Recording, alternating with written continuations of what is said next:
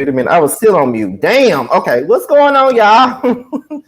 This is your boy Scotty, all right, and we're here for Boys Night Out. Josiah's in the building, Maddie Rance is in the building, Terrence will be in the building in a few minutes, child. You know, he just got home, so he trying to get himself together, child. You know, Maddie already shaded him backstage. And I'll shade him in person too. Where he at? Oh, there he go right there. He just popped up. There he go right there.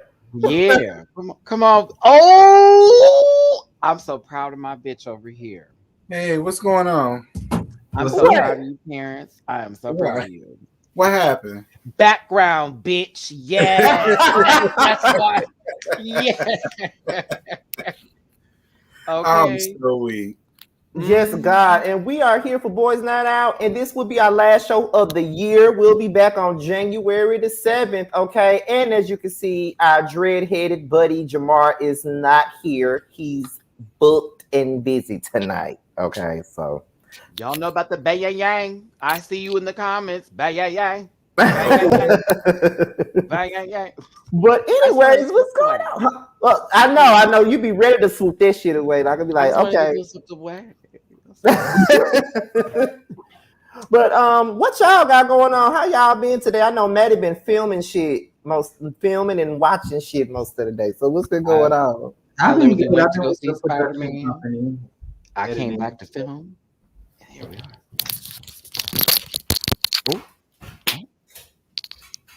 Ooh. Need a moment? Grab a Snickers. That's what it sounds like. Scotty. What?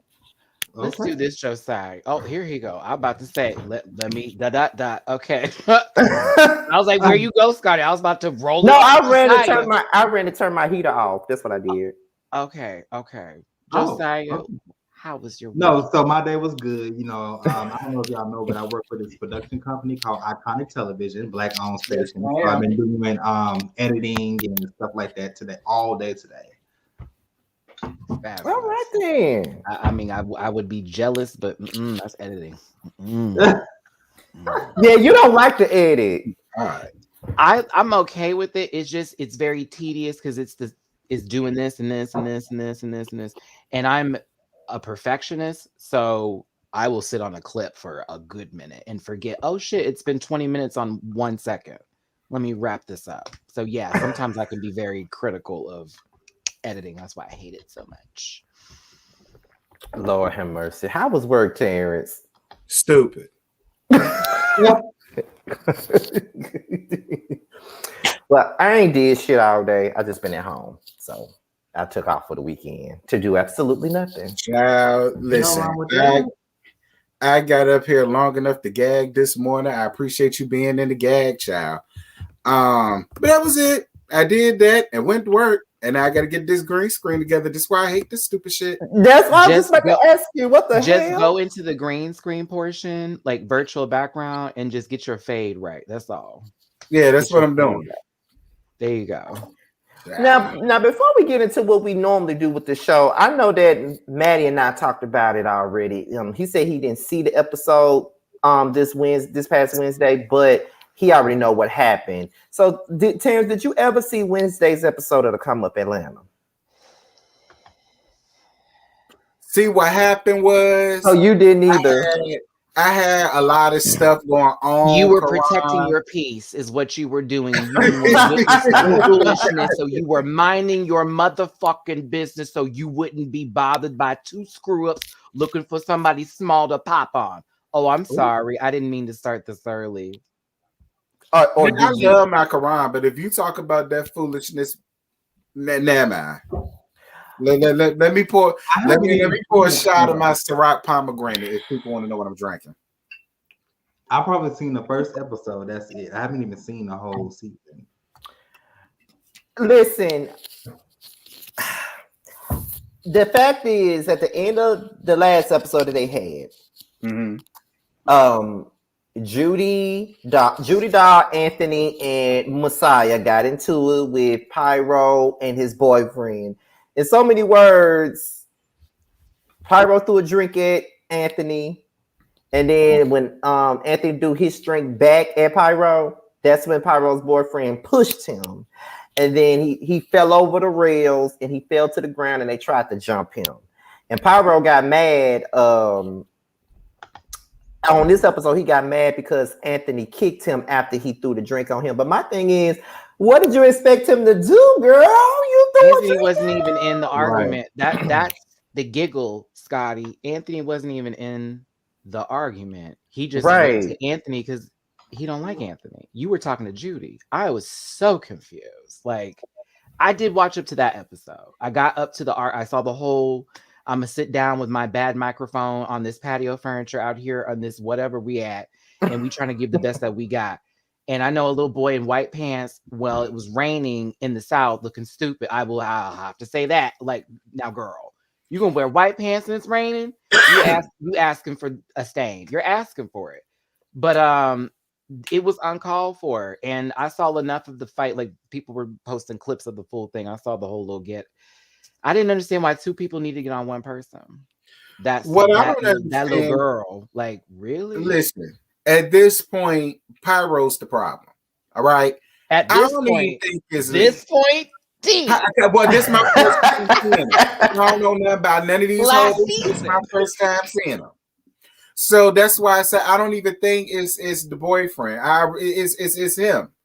It's him. And the boyfriend need to stop enabling that bullshit. But then again, they believe in beating on each other. Because when I did review, it was only one episode I reviewed, but I did bring that up in that episode. They was trying to normalize domestic violence because they two men. Nigga, I don't give a fuck. I'm waiting on the nigga to put his motherfucking hands on me, bitch. Listen, I don't know what you mean by that. They're too young for any explanation on what the fuck. Yeah, I said I don't come up in that. I didn't come from that. And for y'all to be sitting up there trying to normalize it because y'all two men, nigga, I know y'all lying. I kill trade around here. Think he'll put his hands on me. I know you lie. I don't play when it comes to that because I almost had that type of a situation. So it's like, nah, when I see that, don't normalize that with me. Yeah, I grew up with domestic violence, so I don't. My mother was abused by my stepfather, so for the mass majority of my life, so I don't. That'll never be okay for me ever. Chad, I grew up with 8 brothers and 2 sisters, and that house was full of testosterone. And I'm gonna show you who I am and what's up. Me and my brother fought every day. I kid you not, like. Every day it was some sort of swing fest. So, and then mind you, let's not get to school and talk about having to defend yourself. Let's not start that. So a bitch we know all about it, but that's not something you brag about. That is not a scar that you carry. Like, look at me, bitch. I am nothing about that is cute. You're supposed to be healing from your pain. You're accelerating the pain further. You keep on pulling at the scab. Y'all look silly. Y'all look silly. Malnourished and silly. I'm getting sick of it. And I know y'all lying. They tried to jump Anthony. Little Miss Anthony. They tried to jump with the lavender cut. With the lavender cut tea. With the lavender cut. I gotta watch that. For 5'3" with your 5'11" bone self. I said, okay. Okay. But I was more so pissed you at the crossroads. I said, Bone Thugs and Harmony over here. But I was more so mad about Judy and Messiah not helping him. That's what I was mad about. I was pissed about that. Yeah, they all supposed to be friends, but they didn't help him. Well, then they ain't friends, girl. Ain't no way. Scotty, ain't no way in hell you standing there getting jumped and I'm sitting there twiddling my thumbs. I'm getting in my car and we run the bitches over, period. All right? If you in my way, it is what it is. You getting in my tires. I'm gonna ask that I get out the car first. While girl. Because we gotta get the hell out of here. I'm not gonna bail you out of jail, bitch, if I'm in the car. Like, I'm not going in. We're not gonna go to jail if you just stay in the car. I done did this before. I'm not gonna seek my light skin way out of that ticket and that you be arrested for you, bitch. That's the first. They're gonna not even talk to Terrence. They're gonna come over right over to my window, like I'm the one that was driving the car. So why are you talking to me? I feel you just have everything. I have the answers. The answers I need. But it'll be the same for you. Some bitches tried to jump you, they getting under the rims of my car. This is what it is. Like it is what it is. Let me tell you something. Let me tell you something. rated for E for everyone. I don't play. Don't be around me when it's happening because I will throw. And if I hit you, I hit you. That's it. Don't, because that's the problem is when people are fighting, people like to gather around closer. You need to back up and let these people squab because for one, you won't get attached to that fight. Like let's be real about it. Two, if you get hit and now you're like, oh, who hit me? Bitch, you were in the way. Of course, you got knocked. The fuck? Right. Exactly. Like, so what are you talking about? So, and I've seen plenty, been in plenty, how to pull people out of plenty, jumped in plenty, had to save a bitch a couple of times. Don't do it. So like, people make me laugh when they sit there and go, oh, I couldn't control myself. That's just how I was feeling. I reached out for this. You never need to put your hands on somebody till you defend yourself. And it can't be two people defending themselves. It can't be. It can't be. There's always that one person that is going to say, you know what, fuck it, I want to start something up. So how did Karan feel about it? Did he say something about it yet? Did he what? Did Karan say anything about it yet? About the fight? Uh-huh. Not that I know of, but they did do a live after show after the episode that I didn't watch. So I don't know what was said, to be honest. Why you ain't watching? I just didn't. I never watch them. I never do. You know.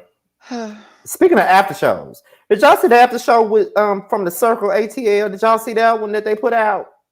I did. I went to go and see that. When I heard about the shenanigans, I did go see it. I hosted the reunion. I will not be watching those things and be a part of that conversation. You'll have to see my opinions in a couple of weeks. That's all I'll say. All I'm going to say is this. We were asked to do that after show. Me and Terrence both were asked to do it at the last minute. And we were both going to work, so we couldn't do it. And I sat there and I looked at that shit and I'm like, well, it may have been a good thing that I wasn't able to do that. Were they arguing on that live chat? What? Oh no, Scotty, not that turn back. Hold on. What? See, you know how messy I am. I just sat right there and let it happen. Now I'd have dropped it. Who was just tell me who was on the live and I'll tell you who I was fighting based on the reunion that I hosted. Please. Jewel, Tevin, and Cash De Niro. Girl, so Cash was going the fuck off and wait. Yep. Yeah. You already know. I love it. That's why I wish I was there. I'm so mad I missed it. You already know. Honey. I'm so mad I missed it. Listen, I've smoked a blunt with that man, so I know. Trust me. Went the fuck off on Tevin. Went off on Tevin. And I felt so bad for Tevin because I said, listen, Tevin just young. Collects the check. That's the one that, bitch. I will tell you one thing about him. I was very surprised. Like, oh my God. You know what I'm saying? Like, I was very surprised. Listen, and Tevin was trying to give it to him, but he kept getting drowned. He kept getting drowned. It's like when you're trying to swim in a pool and you really can't swim like that, but then you start to sink down like this. When he was fighting that water, but Cash was drowning him. Now, Jewel, on the other hand, was cussing him out, but even then, it's like, what's Jewel's problem with Cash? She didn't like that Cash had called Tevin the F word. Oh my God, Jewel!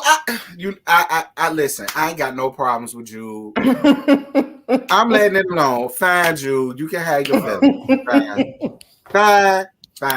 Now you know what she gives now. Now she feel like somebody doing something messed up. You know she gonna say something, even if it's not needed. She gonna say something now. You already know what she give. I'm not part of this conversation.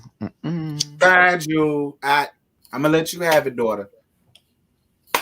I wonder who's gonna be on the next after show. I wish it could be me. It depends on who it is. Lord, they should get me to do it since I'm familiar with all of them. But I don't know if I can sit through that again if that happens. Because you know what I'm saying is I'm wondering who they're gonna like. Who are the people that's going to be on the show? Not the host, but who they're gonna have on there next time. I'm sure they learned their lesson from. I would love to have Eugene up there so I can figure out what exactly his storyline is and what exactly is he bringing to the show other than being in everybody else's mess. Like, I would really love to know, and what's your sexual preference? Because the people keep saying you're a top. I guess Eugene. But Oh my God, this is not. I'm gonna just sit here and smile. I don't know what the fuck y'all it's no talking shade. It's no shade. Eugene is real handsome, but he's just nice to look at. But I need to know more about him. He was Other sweet. than you being nice to look at. He was a sweet guy. I don't think Eugene has even did it after show yet, so he may be one of the next ones. Him and Dante. Well, y'all know I love my Dante. I don't give a damn what y'all say. I love my Dante. We're gonna go on ahead and let the two of them be up there and I'll do it. But I ain't gonna be on court and Dante though. I'm off the camera. And then I ain't gonna say why. But I'm y'all off the camera. I'm off the camera. I'm off the camera. I'm off the camera. I'm off the camera. Already getting started. I'm off the camera. I'm off the camera. Like I said, I'm off the camera. Like I'm completely. I ain't got my shade fan, but that was. I love you, Dante. Though. The way I had to take a breath and just sit in your shit tea. I took a good plop in there. Okay, I was like, well. Terrence full of shit. I just want y'all to know that. Everybody in the chat, I want everybody to know that he is full of shit. I just want y'all to know that. Switch up the song. Red hair, long bottom. Go ahead. Go ahead. He full of shit. Terrence need an enema. He full of shit. But it's coming out. It's coming out. Right. Child. It's coming out. Listen, that's all I got to say about that. That is. But I'm about to be real messy. I'm about to be real messy since we cackling the kiki and it shouldn't be a problem. What do y'all make of that picture between Reese and Karan? Do you think that's them working together? They about to collaborate together, something like that? I mean, I'm just asking. No shade. Reese looks really good in that picture. Like he looks very good in the picture. I mean, she alright. Well, we know you gonna say it, but I mean, I guess. But I mean, you know, what do y'all think? Do y'all think? Look, myself personally, they both messy. I mean, they may give me something real good. I don't know. I mean, while I'm talking all this shit, I mean, you know. I think it's a good idea to do a picture. It gets people talking. We're having this conversation now. It's a great optic. So if they do work together, it could be something good. But I think it was smart to do that after that live incident that took place. You say you think it was smart to do it? Yeah, it was a smart way to get people to switch the subject a little bit. Yeah, because that's all people been talking about. He's been getting a lot of bad, I guess, publicity from that live that he did, and that's all everybody been talking about is the live, the chasing. I was so upset. It was getting so good, and then the reunion. I know. It didn't start getting good. It just started getting good until Trey Howard ran his mouth. Right. That's what the guy. I'm trying to figure out what reunion was y'all watching, child. Okay. No shade, but you know it really won't nothing until Trey Howard went off the deep end, and that's what I'm saying, Terrence. Once truth was starting to be opened up, and people now you know how it is when girls start hearing the real deal, and they don't want to hear it no more. Someone's got to face a demon, and I'm not sure if the Babadook was what they were looking at, or if it was some Conjuring Part 2, 3, 4, 5, and 6 shit. Either way, Reese said cut. And then we got to Instagram Live and went to 2 different lives where I guess that was the rest. Child, I felt like that Nene Leakes meme that when she was running in that race. Everybody was live. How many different positions he had it in? I was like, girl, where are we now? Is it in the bathroom? Are we in the kitchen? That sucker was moving. I was like, whew. It was 6 lives. I said, whew, hold on, y'all. It was way too many lives going on that night. Because, I mean, Trey was just sitting in one position. He didn't move from not one spot. At all. Reese was at the house around it. Here come Trey. This is what I'm saying about what had happened with the situation. What's going on. And then Reese here. I am telling you what I was like, what is happening here? But this is George ass ain't leave either. George was in the same damn spot when he came on our lab, drunk boots. I said he was drunk boots. He said, listen, I don't give a fuck. Like that's basically what his attitude. I don't care. I don't know. I ain't trying to talk. I'm really not. I don't want to see nobody be down or nothing like that. If it works, I hope it do work. I hope they get everything that they want. But I just really hope Reese do right by it. That's all. Do right by your blessing daughter. I hope it works for the sake of them both, because they both have had bad things. Yeah, they both have had bad things said about them by the people that work on their shows. They both have had bad things said. So I would hope that it works. Yeah, I ain't all the way stuff. I hope it works. I do. And plus I have a pretty decent rapport with Karan. Me too. So that's all I can say about that. Yeah. I guess we can go ahead and get into the show, child, because that was a good icebreaker. Because I know you was gonna bring this shit up. I know you was gonna bring it up. But however, we're about to get into the first segment of the night, which is Take You Home. That's what we get into tonight. Now, these were picked by none other than Terrence. He chose these. I wish he would have went with the original ones that he wanted to pick. But I said I ain't want to do that. I gave him a blessing. I don't know why you didn't. That's okay. Do it for the next show. I'm having you in charge of this again. Do it for the next show. Do it for the next one, because I was ready for you to do it for this one. Because we already know what the answers, are. So we know, but it's for the shadiness of it all. We want the audience to feel the burn. That's all. Right, we want them to feel the burn. We know what it is in our group message. I'm gonna do it next time. I swear. Okay. I'm letting you know right now. I'm gonna make sure you remember when we have our next production meeting, bitch. You in charge of this one again. I just want you to know that. So here are the people that he chose. Okay, now which one would you take home if you were at a club and you want to have a one night stand? Which one of these men would you take home? All Can I pick all no, it's gonna be Queen Sugar for me, baby. Oh yes. I would have to say Trevor Jackson for me. That's my eyes. I was gonna say him too. No shade. Now I don't know these folks' names, so which one is Trevor Jackson? In the middle. He's the one in the middle. He played Superfly. White people, Superfly. I would probably choose the dark skin. I'm going with Coffee. Yeah. The one in the tuxedo, Scott. He's on Queen. I'm gonna go with Trevor. Also in Girls Trip. I'm gonna go with Trevor. I don't know. It's like ever since Luke James says that he don't mind getting his ass ate. Like Luke James, I don't want to eat your ass, sir. You can eat mine, but I don't want to eat yours. And why he said that? Child, you ain't seen it on Instagram where somebody had asked the question. Somebody had can they lick his booty? And he said, "Yeah, I ain't opposed to get my booty licked." I said, "Oh, y'all didn't know that?"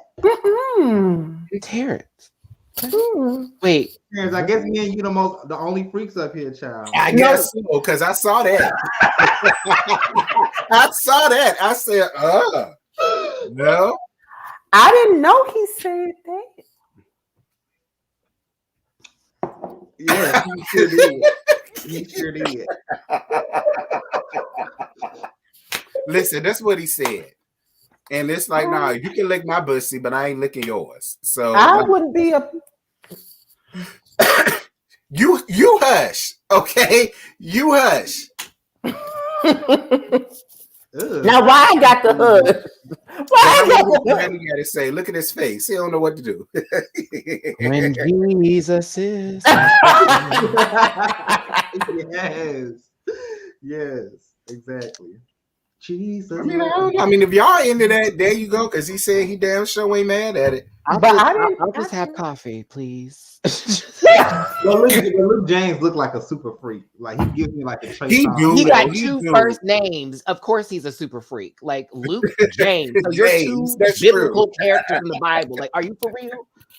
Okay. Luke James. Well, let's not forget. Tank said he didn't mind getting his.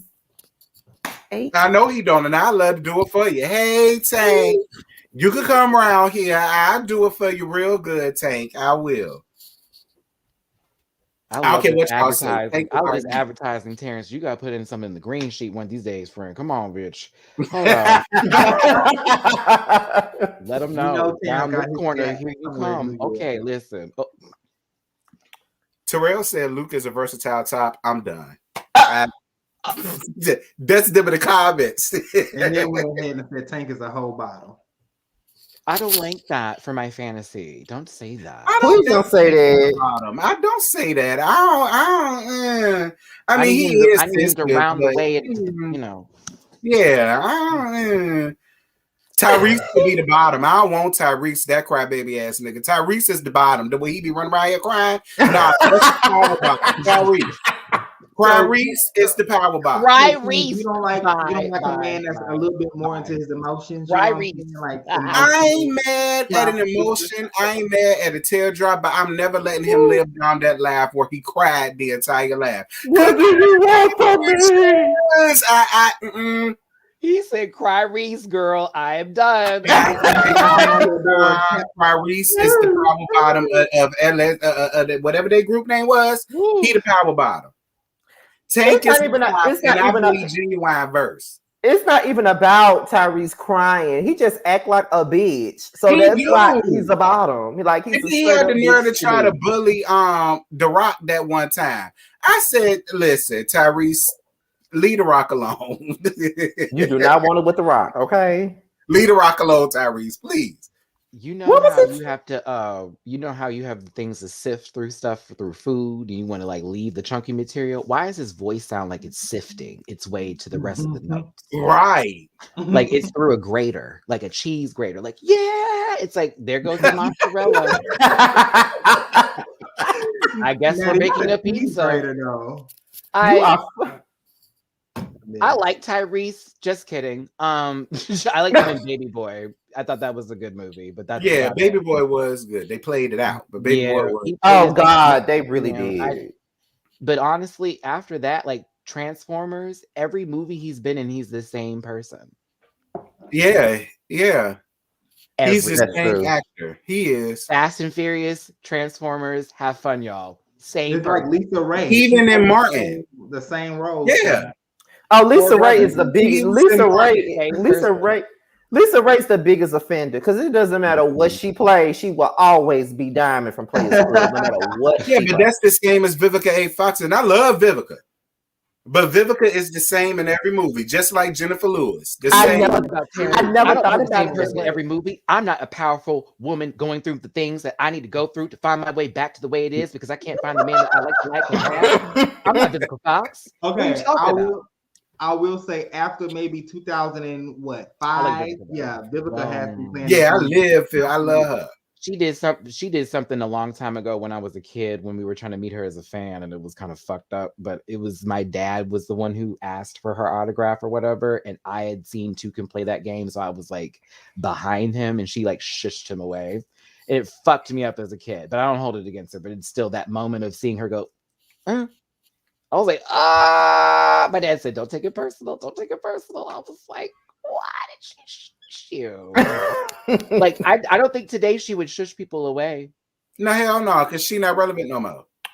Not today. She'll be lucky that anybody remember her or one movie that she played in. Where is my shade? No. The thing is, Terrence, she fell into the 50 Cent trap. She fell into the 50 Cent trap. You know what he does to women. Yeah. That's exactly what happened. She got the best Sugarfoot, and look what happened. Not Sugarfoot. What is my shade fan? I'm gonna leave it alone for this. Not Sugarfoot. Girl, what is happening here? Because you are really shading the shit out. Why are we not ready? Okay, hold on. I'm just still trying to figure out why y'all are shading the shit out of Vivica tonight. Y'all are that thick face has shaded her enough. So you don't tell me about shading her until you get to her surgeon and find out what happened here, and here. Hey, Abby. Abby. I love Vivica. I love to play that game. I loved her. And so do you like Vivica or Vivica 2.0? I like Vivica. Vivica. That's the Vivica I like. You know what I'm saying? And I'm down with that Vivica. You hear me? Martin Vivica. See, I've been down with Vivica since then when she was on Martin, bitch. I fuck with her. Well, I remember Vivica from the Young and the Restless. So see, I remember Vivica from the 90s. See. Yes, go get your fan. Go get your fan. Okay, I'm gonna get go get y'all fan. She get played your the nice meet the Since you voter on wife your on Kingdom Come. Remember that movie? Kingdom Come. She was Kingdom Come. That was Kingdom Come was such a terrible movie, but it was so good at the same there time. There were a lot of terrible movies that I liked, but were terrible today. Like if I watched them now, I'd be like, "What the fuck was I thinking about?" Yes, and Kingdom Come is definitely one of them. Yeah, because that was a terrible movie. I like that movie. I ain't even bother watching it. I ain't never seen it. Was like one of Whoopi Goldberg's first misses in movies because she was like a hopscotch. She was like, "Oh, this one's good, this one's bad, this one's good, this one's bad, this one's good, this one's bad." She got to Tyler Perry, and after that, The View. Okay. Right. Wait, what movie she was in with Tyler Perry? I forgot. It was with Tiffany Haddish. That's all you need to hear. Oh yeah. It was the one where the other girl with the round head that's on the Have-Nots. Tika. Tika Santa. Yeah. Bruh, not the round head. He said the round head. It'd be like this. Like it makes a noise around here because when she does a part, like the little, low bang, you know what I'm talking about? It's like a driveway. Like it's nicely put your car in there. But you have the Tyra Banks have the same forehead and Rihanna. But the problem is Tyra is a person that we don't like anymore though because we I don't like her. Yeah. I'm a Naomi type of girl. I ain't never been a Tyra type of girl. Give me Naomi. Tyra Banks one day. Because when I look back at those, I was like, damn, Tyra. Tyra is about her hair or her culture. It's posh. America's Next Top Model was pretty problematic, and we just didn't know it was problematic. I did on blackface. She had people in blackface. Yeah, she did. She did. But I did love the season. I did love the season that Eva was on. And Yana. I think her name was Yana. Yeah, I did love those two. They got dragged that season too, season 3. Yeah. I think after season 11 or the All-Star, when they did the All-Stars, but that's when I let it go. Rita Ora was the host of the VH1, and then Tyra had to step in because Rita was terrible. Who called for Rita Ora to do anything? Who is Rita Ora? That's my question. That part. But she's the first Big Lotto.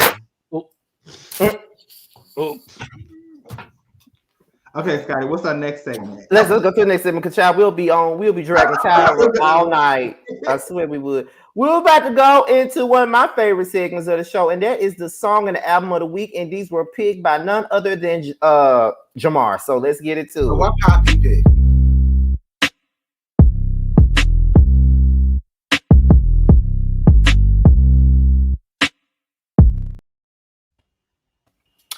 All right, so we're about to get into it for the song. Wait, T, chill. You dancing like somebody auntie child in the kitchen. Ooh, that's Anita Baker. I love how Zamar, my successful producer friend, gave us what we needed, but is not here for this production. Yes. Y'all better not be sleeping on Jamar. Jamar out there filming, honey. He out there doing this thing, baby. Listen, if my friend gets popped in any show, girl, just know I'll be on the next season to beat the bitch that did it. So let's go. Straight up. I swear we all showing up. I know I'm coming. It's gonna be a boys' night out, all right. Period. Hey, I'm ready. I'm down for the cause. Yes, I am ready to hop on a plane, honey. But it's funny that Josiah mentioned Anita Baker because Anita Baker is the artist that is a part of the song of the week that Jamar picked. And the song is No One in the World by Anita Baker, which I'm surprised that our dear friend Jamar even picked because I didn't even think he listened to that. You thought he just listened to Christina Aguilera? I did. So, what are y'all thoughts on that particular song? That's one of my favorite songs by Anita. It's one of my favorites by Anita. Yeah, same. It is one of my favorites. I think it's just an amazing song all around. I mean, what else can you say? You go around clean the house with Anita Baker on. I love you too, Letitia Black. What, Maddie? I didn't say nothing. I was here for y'all. I was like, yeah, I agree. Like, it's not in my everyday flow mix, but once Anita comes on, I know what time it is. Like, Right. Yeah, that. I get you. I get you. I'm on his side.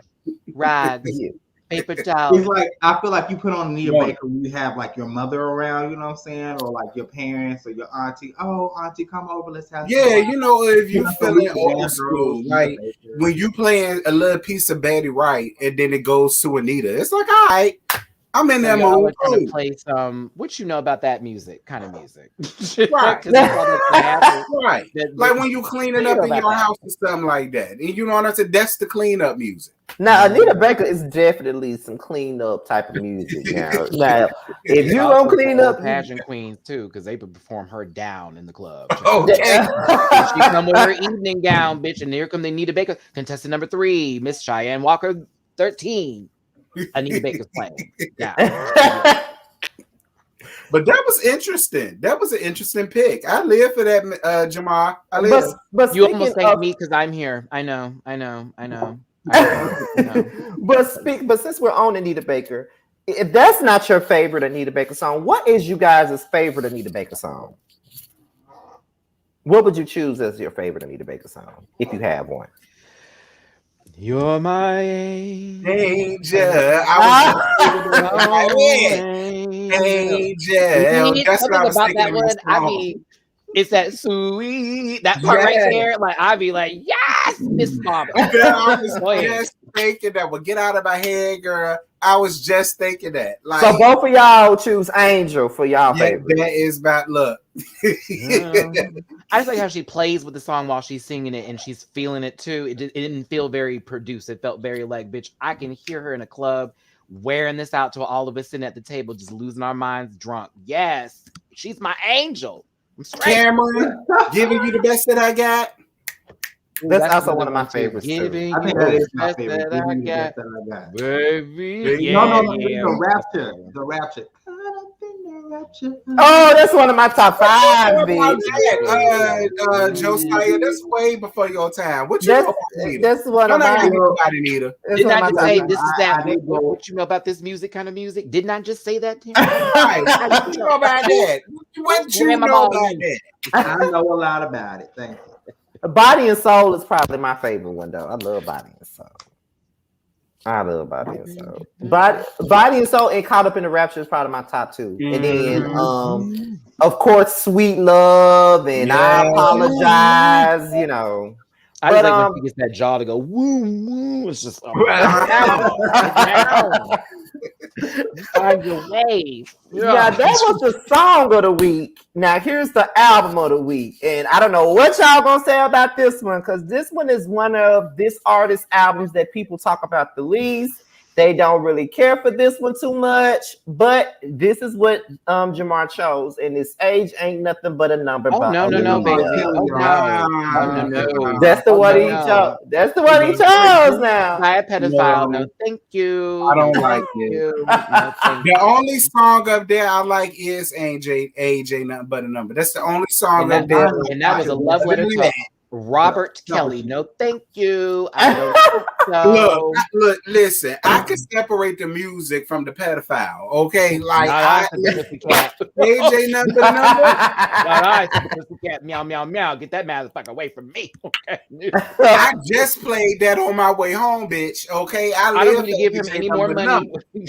I'm not paying for his girls in that hotel. No. Y'all, but wait, y'all don't like the other song that she did? Is At Your Best at Love or something like that. Right. Y'all don't like that song either. That was a cover. Boom. I love that song. It was a cover. But as far as the album, y'all don't fuck with like me. Y'all don't mess with the album, period. Because I do. I don't care for her first album at all. It's songs I like, but replayability for me, it's a dump it. Okay, so what songs do you like? At Your Best, AJ number, Back and Forth, Down with the Click. I do like Down with the Click. That's it. That's it. Yeah, that's it. That one don't send me like 1 in a million. or you know, self-titled one. Yeah, the self-titled one. It don't. Other than those songs, I play those and then I turn. You didn't like the song "Street Thing"? She was singing her ass off on that song. I'm probably the only one. But Maddie ain't here for a child because he said he's not supporting shit with a pedophile that got to do with a child. You know what? Nope. Okay, so those were the songs in the album of the week. Now let's get into the game that the person that is not here created, which is sing that damn word. Okay, now of course because Josiah ain't here. Because Jamar's not here, Josiah's gonna give us the word to sing. So Josiah, I'm sorry, both of these Jay's fucking you up, Scotty. Right, Jay's child. Oh my God. So Josiah, give us the word, honey. Okay, so Scotty, I'm gonna give y'all easy words, okay? Scotty, the word is shirt. Shirt? Mm-hmm. I know you got it. Come on. I sleep in your t-shirt. Yes.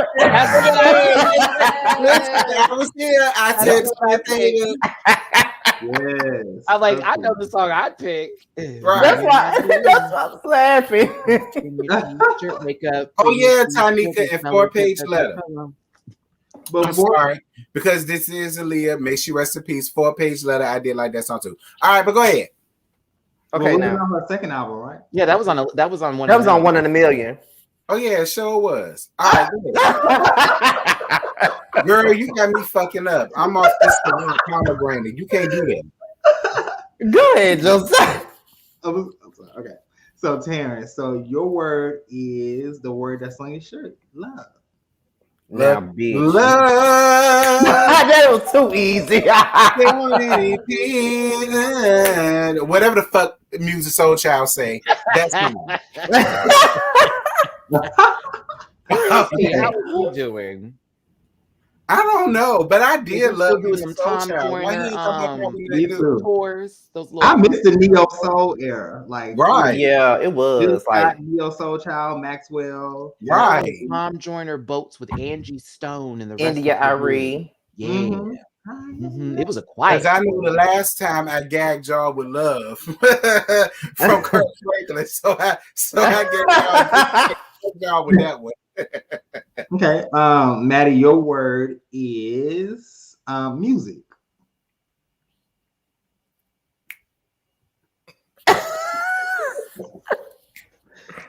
I don't like the song that's coming to my head. I'm trying to think of a better song. I'm trying to think of a better song than the one that's coming to my head, because the one that's coming to my head is by a woman who appropriates our music. And I want to think of someone who's not a white woman. Excuse me. That Madonna song is only playing in my head, and I hate it. I'm like, no, there's another song that has this in there that I would like to sing. Oh no, it's easy. I give up. Music make the people come together. There we go. Please don't stop the music. Music. Yeah. I knew y'all. No, mine was just. I was not. Oh my God, Terrence! I ain't heard that song in so damn long. I used to love that song. I could have done "Music Make You Lose Control." Oh man.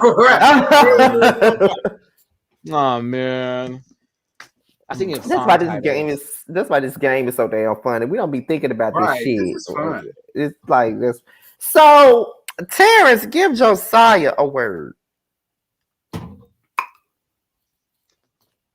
Sold. Mm-hmm. Not sold like you selling some. He said sold. Soul. S-O-U-L. Soul. Ooh. So okay. Come on, Josiah. Damn. Come on, Josiah. Oh my God, threw me off. What the hell? Yeah, I see how I be feeling sometimes. Deep down in my soul, I don't know. I mean, there is a lot in the gospel song. So can we count that? Because I grew up in church. Deep down in my soul goes for about 100 songs in the hymnal. But see, I mean, you could have thought we just got done talking about Anita Baker. That could have been one of your songs. I just said something about Body and Soul. That could have been one of your songs. But I get it though. I get it. But however, we're about to move on to Sympathy and Payola.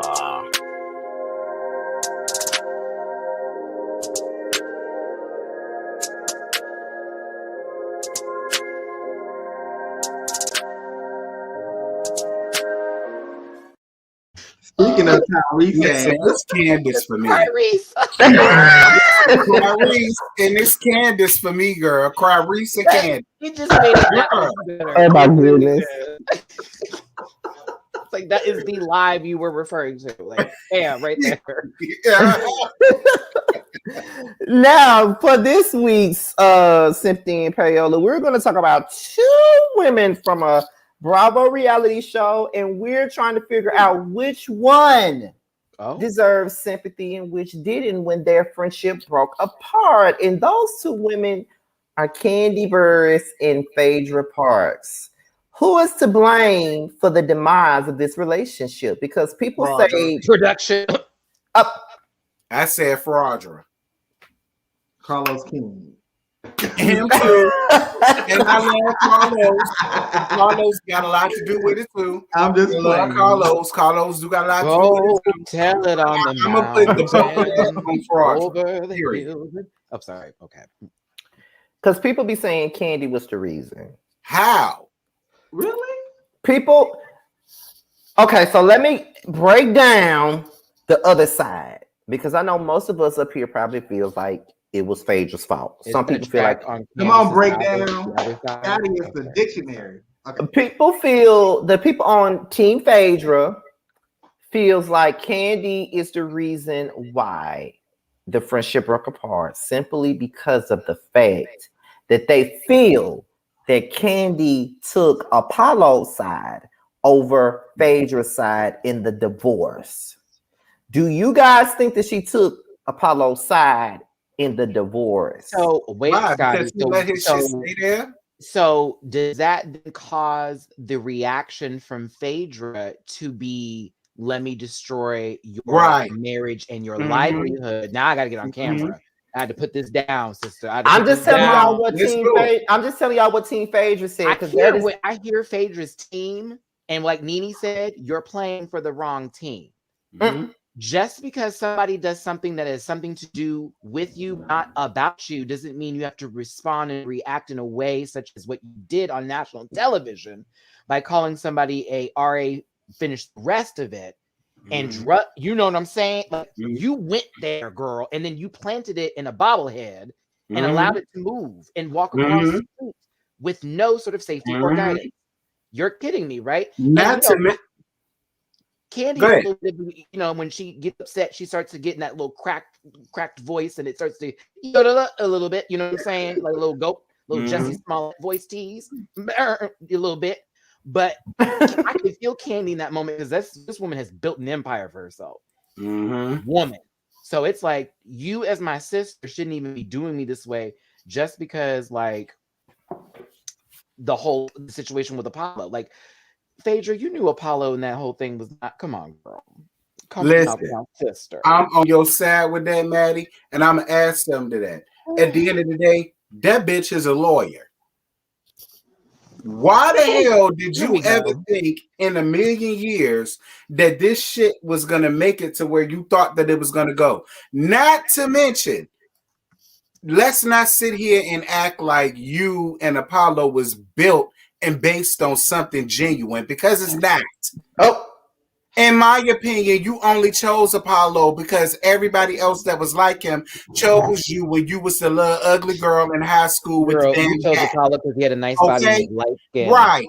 And they chose other hoes over you, and then you went and got that gap fixed, and then you went and got you some good quality hair, then you went and got you a good house, and then you went and got on Real Housewives of Atlanta, and then you was able to pull Apollo. Then you was appealing to Apollo, because if you was a Phaedra back in the day, girl, he would not look at you twice. And let's be clear about something else. He come from a family of criminals. Let's be real. So you thought the same thing was gonna happen to you? Not to mention, I believe every word of what the people say about you being involved in a lot of that fraud shit that he had going on. Okay. I believe every word. So to piggyback on Terrence, see, now we about to tag. All right, so let's be very clear here about that part specifically, in her having a part to do with what was going on with him. Oh, absolutely. That dum-dum, are you kidding me? Please. Like, girl, y'all had things in your names together. Yep. Let's be very clear. Yep. You definitely had. If Teresa Giudice can go down with her man, you should have gone down too. But I'll absolutely. Absolutely. But, you know, just to piggyback off you guys, it's just a really unfortunate friendship. I hate to see Kandi and Phaedra friendship to fall because they were genuine friends. They but were. It was all due to a misunderstanding. If we go back to season 7, when Phaedra was going through it with her man Apollo, and Kandi was busy, you know, she had her play, A Mother's Love, that flopped, so she had to fire all those people. They was not there for each other at that time. And the fact that it was such a huge miscommunication. I'm having a real, y'all know how I am. I'm having an honest moment here. You don't understand that the way you said that. You just threw that in there. You was like, because Kandi had to play A Mother's Love that flopped, and like, listen, y'all know how I am. Y'all know me. Y'all know how I do. But anyways, it just sucks because Phaedra should have really had a conversation with Kandi instead of jumping to the gun, and it just turned into something more nasty. Even with season 8, how she was going around playing this facade, and you know, all this extra stuff. Like, it was, I'm like, come on now. It was so unnecessary. So do you think, because this is another argument that people use, do you think that Kandi and Todd, mainly Todd, because Kandi had nothing to do with this, do you think that Todd was wrong for when Apollo asked him to, you know, could he keep his car and his motorcycles up under their garage? Do you think that they were wrong for that? And do you think that they should have informed Phaedra that they had his stuff? No, they would have became an accessory to him. Exactly. Because that would have applied to them checking his accounts and estate and what he owns and what he's been spending money on. Like, if they're going to do an investigation, they got to go through the entire wallet. So absolutely, he had hid that at their house, and they then found out through the television, which is literally how that was discussed, that they put that stuff there and they hid it. Honey, they could have ran that back like it was nothing. And then Kandi and Todd would have been in trouble. You know, or I should say Todd wouldn't be in trouble. And then on top of it, it's also Kandi's house too. Like, they got kids there. Like, y'all playing. Y'all playing. Like, these stunt queens, girl, I swear to God. They get on your nerves. Because people really, I'm just asking y'all these questions because I see it. I see how I feel about it. And then I be seeing what these Phaedra it's not like it's a missing car note, Scotty, and the repo man's looking for them. You know what I'm saying? That's different. Right. That's you trying to protect your bag because you need to get the next check. This is about somebody who was screwing someone over and was being caught up, and now wanting to make it seem like they were living differently so they wouldn't be in trouble or get less of a jail sentence to a certain extent. Girl, please. And you know what? I bet you money it wasn't just I didn't know he called Todd to do that. I'm sure Phaedra gave him that idea. Again, period. That clever. Hell no. Apollo ain't that damn smart. Look at this Bambi. Apollo is not that damn smart to come up with no shit like that. No, it was all fraudulent, and I believe that, and I don't care what nobody got to say about that. Period. I already knew that she was involved. She was well aware of everything that was going on. I already knew that. Nope. Yeah, because that's what people say. Like, they say, well, Kandi and Todd took Apollo's side in the situation, so that's why Phaedra felt betrayed. Whether she felt betrayed or not, that's still not an excuse to say that somebody tried to drug. You don't need to coddle somebody when they're wrong. Period. Right. Period. I can't stand that behavior. I can't either. No. Phaedra was wrong, period. I don't care how much I like. That's what bothers me about a lot of stands, because it's like, are y'all kidding me? If y'all friend did that to y'all, y'all would not be sitting up here riding this hard for her at all. If it happened to y'all, y'all would not be sitting around here doing that. Listen, so y'all need to stop that. And I like Phaedra too. I think she's fucking entertaining. She still has one of the best reads ever in Housewives history against Kenya. Like, that will forever go down. She's had brilliant clapbacks, great moments. This situation, though, in particular, it was such a messy season. It was so like, why did this need to happen? And then the Apollo stuff, now that we're bringing it up too, they never looked like they liked each other anyways. Thank you. It looked like he was fucking a beanbag chair, and she was producing little hacky sacks, and now they're all some sort of company for college kids. I don't know. She was doing a whole bunch of businesses too, while also having that, and I'm here for it. But it's like, it doesn't even seem like you spend time with each other if you're always doing this. Kids are time in itself. I don't get it. It didn't seem real, and I felt for Kenya on that part. Even though she did low-key was like doing the most when they first met each other. And it was like, girl, now what is this all about? And why are you not messing with that man who look like he plays on golf courses? I don't understand. What's that man's name? Not like expensive one either. You know what I mean? Like, listen, Apollo needed a meal ticket and Phaedra needed eye candy. That's the way I look at it. And sperm. He was also a felon, so yeah, he needed. I think at the end of the day, we all saw Phaedra for her true colors and how she completely turned on Kandi and threw her under the bus. And you can never have a friend like that. I mean, I could never have a friend like that. Okay, so to basically close this segment out, I'm gonna ask y'all this question. Now, it's always being said that people want Phaedra back, and Kandi says that she would never ever work with Phaedra again, and people feel as though this is the thing that everybody says. Kandi needs to get over it. She need to get over it. She need to get over it. She need to get over it. For the four of us, do you think that she should ever forgive Phaedra for what she did? She should forgive Phaedra for herself, not for fucking Phaedra. Absolutely. And after that forgiveness, set your boundaries, stand your ground, don't move your place. When someone disrespects you and they tell you who they are in that moment, because they'll go that deep to get you. That was the only proof she needed of Phaedra for the rest of her life. I forgive you for fucking up, but that's who you're going to be forever for me. That's who that's going to be on TV forever. I'm not going to be able to let that just go. You know what I'm saying? Kandi could have lost everything. Period. I may be small, but like, we didn't need to see her go into like that horrible register in real life. Like, she could do that with her own vocals, but not for whatever the case may be. At the same time, because those are huge allegations. Kandi has multiple businesses. She has multiple streams of income. She has a corporation, and for the fact that these allegations that was put against her were very harmful. And I know people talk so, this is all reality TV. I remember people were dragging Kandi at the time.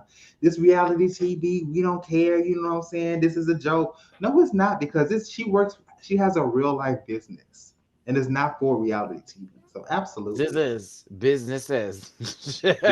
Yes. All I gotta say is, if I was Kandi, Phaedra would have got her ass beat. But she has businesses. But she got businesses. I ain't got no damn business. Right. Yeah. See, I ain't got no damn business. All I got is this right here. This is what I got. So I see your little mugshot right now, because you don't like to smile. So I would have got her checks. Listen, I would have beat Phaedra ass till she bled. Okay, like I would have beat the shit out of Phaedra. Okay, for doing it, because like, people like to tell you what you need to get over. Like, it doesn't, like for me, it doesn't matter. Like, it doesn't mean that she hasn't gotten over it, but it's just some things you just can't get past like that with certain people. And that right there, I could never look in a person's face, like look in Phaedra's face like that, the same ever again. Like, you mean to tell me that y'all expect for Phaedra to come back to the show? And if she does come back to the show, if she ever does come back, Kandi probably would never film with her. And my thing about it is, do you blame her? I mean, I would want to have nothing to do with Phaedra ever again, period. I'm surprised she still filmed with Portia. Thank you for bringing that up, because that's another thing too, because it's like, yeah, Phaedra made up the lie and said that about Mama you. was really ready to go to battle against you. Yes, but Portia was with it though. Like, you know what I'm real saying? with it. Like, geek, kiki, let me tell a whole bunch of people. Then we get to the reunion. What? Right. I'm on y'all What? side. That's And another I'm reason showing why I it. don't I'm see like, her. girl, you was playing. Right. Yeah, like, girl, are you serious? Like, that's why I have never seen it for Portia ever again after that. Because I'm like, girl, you really gonna try to sit up here and play us? I feel like You told me out of your mouth. You told me. I think that Portia already probably felt like we gave her this dumb, perception, like, oh, Portia's not that smart, so maybe she would try to fool us as far as, oh, you know what I'm saying? Oh, I'm really naive because they don't even know if I know the Underground World. No, I don't think so, because Portia not even smart enough to come up with that. She knew she could do it. Phaedra was never. No, hear me, T. She knew she could do that because Phaedra was still never going to tell the full truth. True, I agree with that. So she can take advantage of this moment by victimizing herself. Thank you, April Glow 10. And making it about Phaedra using her to attack Kandi, knowing that Portia wanted to have another relationship with Kandi, but it was already like strained from other things. You know what I'm saying? So like this was perfect for that. So that's why I look at the situation like, Portia, you knew what to play. You know, she sure did. You also knew where Phaedra was in this position because I'm for certain that the producers were thinking of ways to get her out at this time. And it was like, we can just play this up. Kandi's crying. That's the showrunner right now. This ain't gonna work. And let me say this right here, because the person that sent the super chat said this. Kandi's name coming up in that T.I. and Tiny situation is proof of why that false accusation was so dangerous. That's true, because nobody would even be trying to implicate Kandi in that if Phaedra and Portia never would have said that happened. Did we figure out what was going on with the Tiny and T.I. situation? I think they low-key settled it in court. That's what I think. Now listen, if it was me and you took my pussy and stuck your foot in it and every damn thing else, girl, I'm not about to settle with you in court because I ain't asked for all of that. I'm about to drag this out for as long as I can drag it out for. And I'm not take you to the damn cleaners. Period. Oof. You see, I covered my mouth on purpose for this reason, to not have this conversation. My pussy, I ain't asked for no foot to be pile drived up in there. Hell no. Oh my God, Tim. I'm just surprised that I can pick up people and carry them anyway. You know what, Matt? I have to stop. You know what? Let's move on. Let me go on, move on. I'm good. Let me go on, move on. Let me go on, move on. Let me go on and move on. Let me go on and move on. Now it is time to move into the hot topics, which is what's the tea, okay? And it ain't been much going on in hot topics at all, but we came up with a few of them. Josiah brought them to me. Oh, okay. And now, first off, Zac Stacy and his wife. Woo! Now, apparently, just the one Josiah sent to me. God damn, Josiah. That's the one he sent to me now. That's what he sent to me. Fuck. Why? Now, the situation is Zac Stacy said that was staged and that never happened. Ain't this the truth, Josiah? That's what he said. That the whole situation was staged, that she tried to set him up. She tried to set him up and make him look bad in the public eye. What happened? Now, on Sesame, we have Sesame Street. Now, what trait does that give you? A, sociopath. B, narcissist. C, psychopath. I'm sorry, I had to leave out for a second. So what happened? Zac Stacy is saying that whole attack on his girlfriend was staged. Zac Stacy, you could suck my left nut while you swallowing my right one. All right, because it's see, that's what I'm talking about. That sounded generous, T. Which you mean, but for me, it's like, you mean to tell me she staged you to pick her up and slam her down on y'all baby walker, breaking it? She told you to pick her up and slam her on the ground so hard that the flat screen TV is going to fall on her. She asked you to do that? It was 32-inch. Listen, it's the fact. Listen. This, I've seen laundry get treated better. Right. I have seen pairs of socks that have gone missing get treated better than that lady. I'm talking about tossed. Do you hear me? There were a point system that was in play. That man was playing a high score. Like, you're kidding. Exactly. You're kidding me. Yeah. You're kidding me. Like, even the way you were talking to her. Like, come on, bro. Come on, bro. Like, stop. I can't take it. What is going, you know, and this brings into a deeper conversation. Like, y'all, what is actually going on with these football players? I mean, I'm seeing so much information online about football players, you know, abusing their girlfriends and wives. Well, are you going to get into the concussion rate in football at the same time? Yeah, about the mental issues that they're facing from the head injuries? Because I was just about to say that when that happens, unfortunately, that can happen. As a nurse, I've seen that.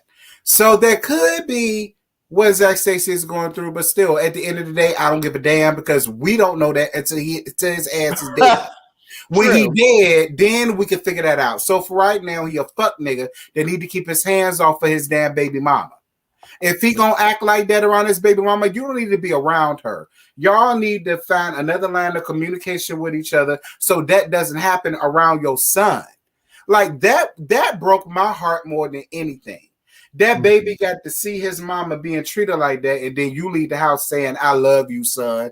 No, you don't. Yes. There's no way you can love your son when you're beating the vessel that carried that baby. But he don't understand that, and that's the issue at hand here. Is that there are men in this life, and I've witnessed this through my own family, that believe in a different kind of love and get confused with how they I guess present it to you, right? So with this man doing what he did, he's thinking he's coming up in here, you know, for his son to deal with his mother, and he dealt with her the way that he felt like was the right way. And at the end of the day, the child is all that matters. But in reality, the mother of your child was tossed by you.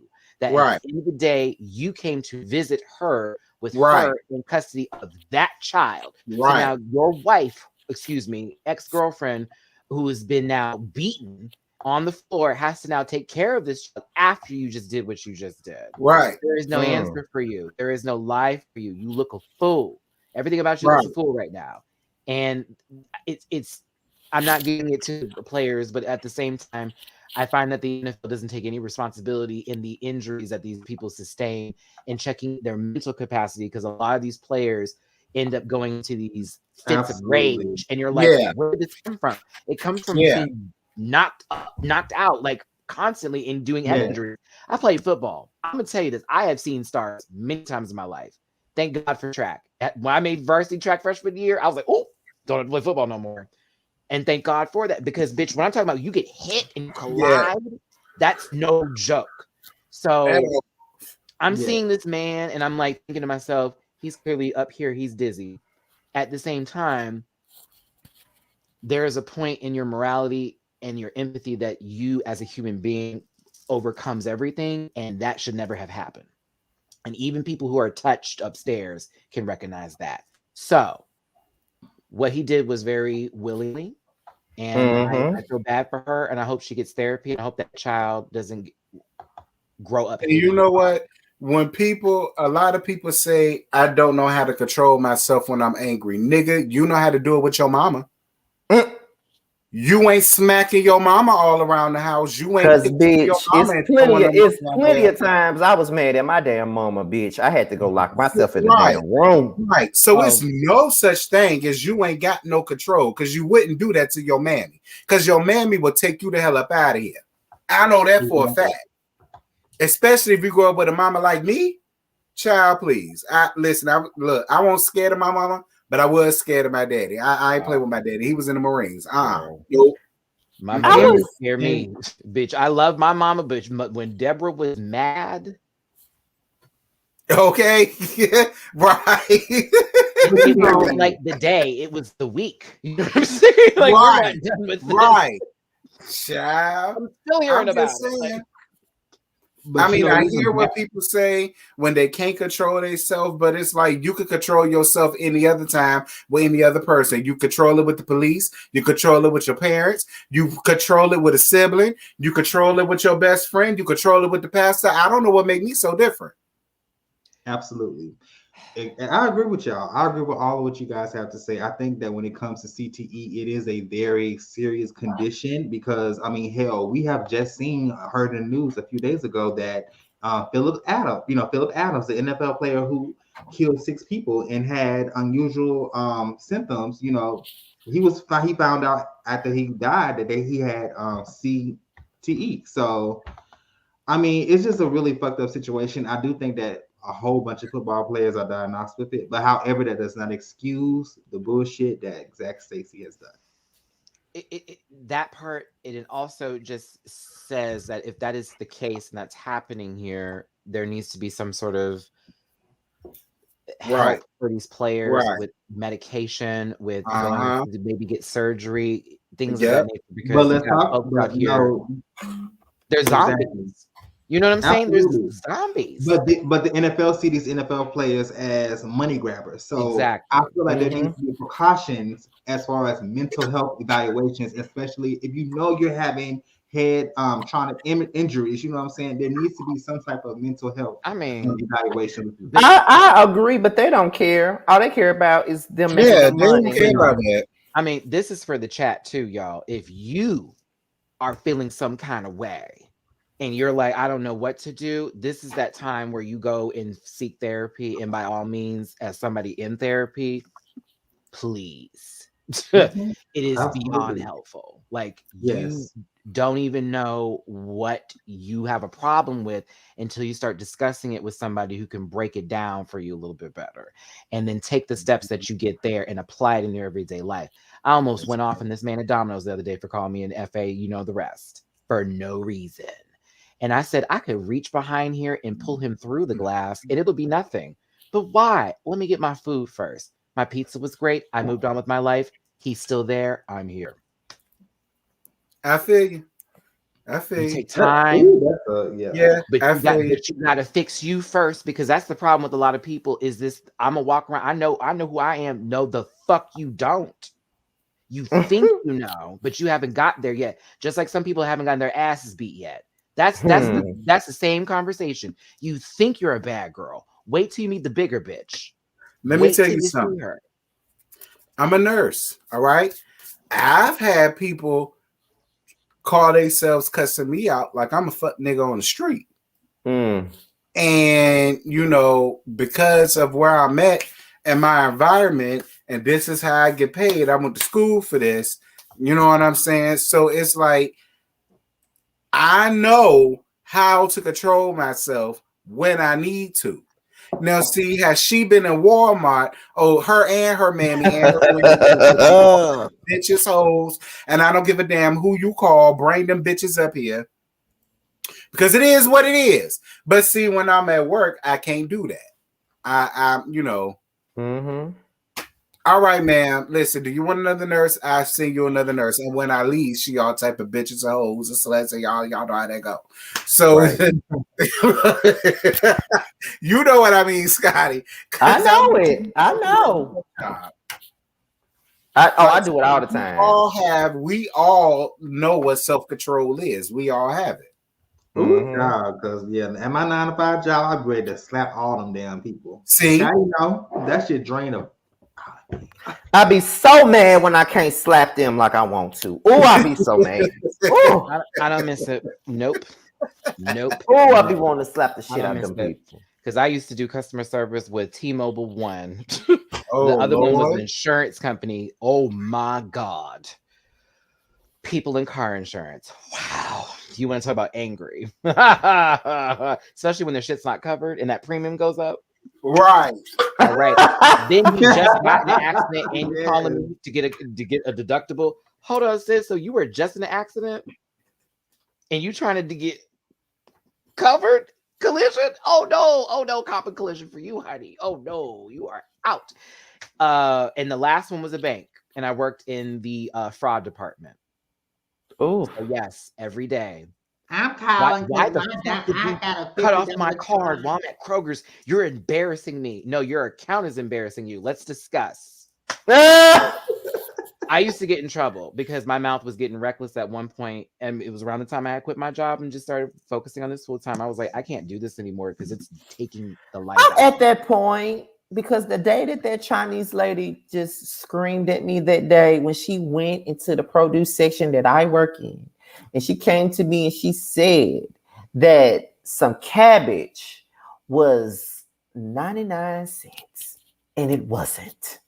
And she came to customer service and she said that this cabbage it was 69 cents. 69 cents. Okay. I go over there. I said, ma'am, that's it wasn't cabbage. It was iceberg lettuce. I'm sorry. The cabbage was extra 69 cents. She said the lettuce was 69 cents. So I came up there. I said, well, I looked at the sign and the sign is absolutely $1.99. I saw a sign and it said 69 cents. I will show you the sign. Okay. So she walked me to the sign and she pointed at it. That sign says 69 cents. And I said, and that sign says cabbage, not iceberg lettuce. Oh, I'm so sorry. I walked right the fuck out. Bitch, fuck you. Like, bitch, I told you what I saw. Oh, and I used to love it when I was a manager because when they would try to go off on me and they couldn't get what the fuck they wanted, they'll be like, I want to see the manager. I said, I am the manager. The person, hey Josh, the person who asked me why he called me F word, he heard me speak. The lady asked for my name. I said, I'm picking up an order for Matthew. And he said, oh, fuck, I'm tired of all these fucking coming into this Domino's. And the dude that was with him was like, I hear you, man. Da, da, da, da, da. And I'm literally hearing that right there. And the lady sees my face, and my face, because I'm bright, gets red. So she was like, let me get your pizza. Da, da, da. Like, and I was like, please hurry, because I can't. I'm trying my best. You know what? I know that this ain't got nothing to do with the story, but since you brought up the F word, because we're supposed to be talking about the F word later on in the show. But I remember one time I was in the bathroom at work, and it was 3 men that came in the bathroom as I was done using the urinal. I was washing my hands, and one of the dudes said, that other bathroom, that's the gay bathroom. You should be in that bathroom, not the men's bathroom. They were referring to the unisex bathroom that's for the handicap or whatever. That's the gay bathroom. You should use that one, not this one. Oh, I was so mad. Oh, I was so pissed. And my response would have been, I'll be sure to redirect you the next time then, since you seem to be in the wrong location. Period. The man from Domino's got my mouth out the door, though. So, see the thing? Food. That was the point of I got my food. Then I let him know, I'll see you here again the next time I order food. See, the thing about it is that was my first day at the job. That was actually my first day at the job that I was at now. And that's all I could think about was, now, if I haul off and slap the shit out of this man like I normally would, they're going to fire me on my first day. And I can't afford to. HR, though, because I would have made it a big deal. Not that you have people who are homophobic working in the same office as me. Didn't you have an ethics seminar about this? Right. Oh, Scotty, I have gotten people. No, they were customers. Oh, they were customers. Oh, that's different. See, they're a patron of the establishment that you're working at. You already beat them. But see, when I went there to you, boo. When I went and told someone about it, don't pay it no mind. Just leave it alone. Don't. Because Scotty's thinking, now if they called you a you would have wrapped up and got all up. Yeah, I know. Right, like that's what I'm saying. I'm like, are you serious? A lot of people say things to you believing that they're not going to be touched, or thinking that because they said what they said, it was valid or right. But I promise you, karma is my best friend. You can let it go because it'll always get them. It always gets them. I know. Every day. Just like when I worked at Dollar General and that homophobic pastor came in and he said he would never come in my line because I'm an abomination. 2 weeks later, his son came in that same store and was trying to fuck on me that same week. Did you I had do a pastor it? tell me I'm gay. Bitch, did you do it? Family. I didn't. Yep. Why? He was ugly. Yeah, he wasn't my type.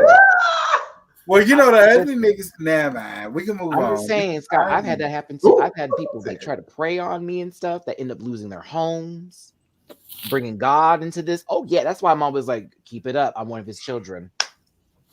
Keep it But up. you know what, Scotty? That's probably why he did that, because he know his son is a sugarfoot. But not only was it, but no, on you. I wish I had my mother up here. That's not really the case, because his wife, who's now deceased, was also, he was mad because he found his wife on top of another woman years ago. When she died. That's what his problem was. Oh, so he another Kim Burrell. Excuse me, Kim Barrel. I got stories, but I'll save it to the end. That's just like when all of these silent sissies of the pew. Hold on. Not the silent sissies. Silent sissies of the pew, when they be all up here going up for Kim Barrel. I'm like, but y'all do know she don't fuck with y'all, right? But that's the Mask for Mask crowd, T. Yeah, they're the ones in the club doing steps with the AKAs, girl. You know, the boy chapter, honey. You know. That ski wee, you know what I mean? Like, it's all of the punks. And I'm like, do y'all not remember when she cussed y'all the hell out in her sermon? Forget all that, Terrence. I just thought about what you just said. I should have really fucked his son. I really should have. And that's what I'm saying. That's what I'm saying. We're very good at turning our back on each other in moments of crisis, but yet always ask for each other to be there in the same breath. Right. So you got this basically a refrigerator up here reading y'all, and you want to sit there and go, it's okay. It's okay. It's all right. We don't want that. Okay. Like, girl, I'm still thinking about what Terrence said. I should have said, that's why your son want to fuck me. That's probably why you mad, because your son want to fuck me. That's what I said. Yeah, that's why. That's exactly why you mad. Because you know your son is a sugarfoot, and you can't go off on your son, but you can go off on me.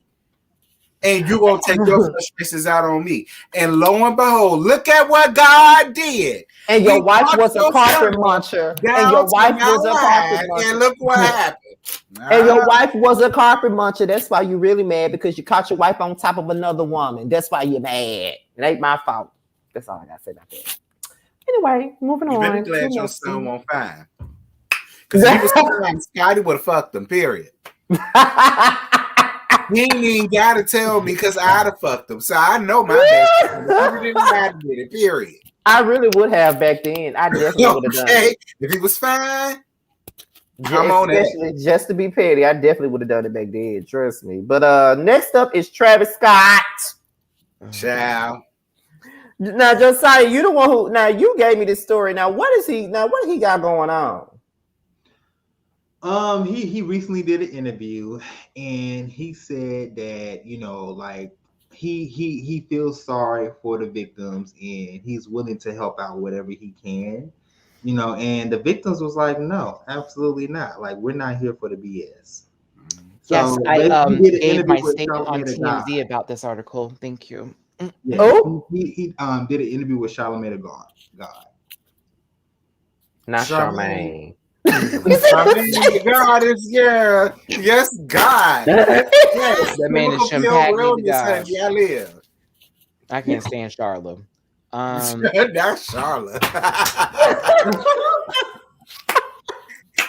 I got to do a thing with TMZ on this specific story, especially for a family here in Houston. He offered to pay the family's funeral cost, and they refused because they're in a bigger case with the other people who have lost loved ones or who are injured at the concert. They verified that it was through asphyxia, through a lack of oxygen because of so many people on top of each other, and people were passing out. He went on the interview, but he also played golf with Michael Jordan before apologizing. He also got on a sepia tone black and white filter and decided to give us, a apology with him not staring at the camera for the entire video. He's doing whatever he can because he's losing every brand deal possible. And if I was the family, I'd say fuck him, and I'm going for the big money. Yeah. Take every dollar. They literally have to live without their child for the rest of their lives. Right. Are you joking me? Right. And people blaming the parents, y'all can go fuck yourselves. If I'm a parent and my child wants to go see an artist and I am going to go with them and chaperone, what is wrong with that? What they didn't expect is for it to be an unorganized event. Blame those people, not the parents bring their kid. He literally was there with his child. Like, come on now. Sorry, I just really hate when people blame the parents for some bullshit like this. And I remember why I sent you the story too, Scotty. So he has been dropped, everybody. Travis Scott has been dropped from the 2022 Coachella lineup. He will no longer be headlining Coachella. Huge controversy. So people are really, like Maddie said, he is being dropped left and right from different brand deals, concerts, headlinings. He's being dropped from everything, and it's coming to him at full force. You should. At the end of the day, all you had to do was stop the show and show some compassion for these people.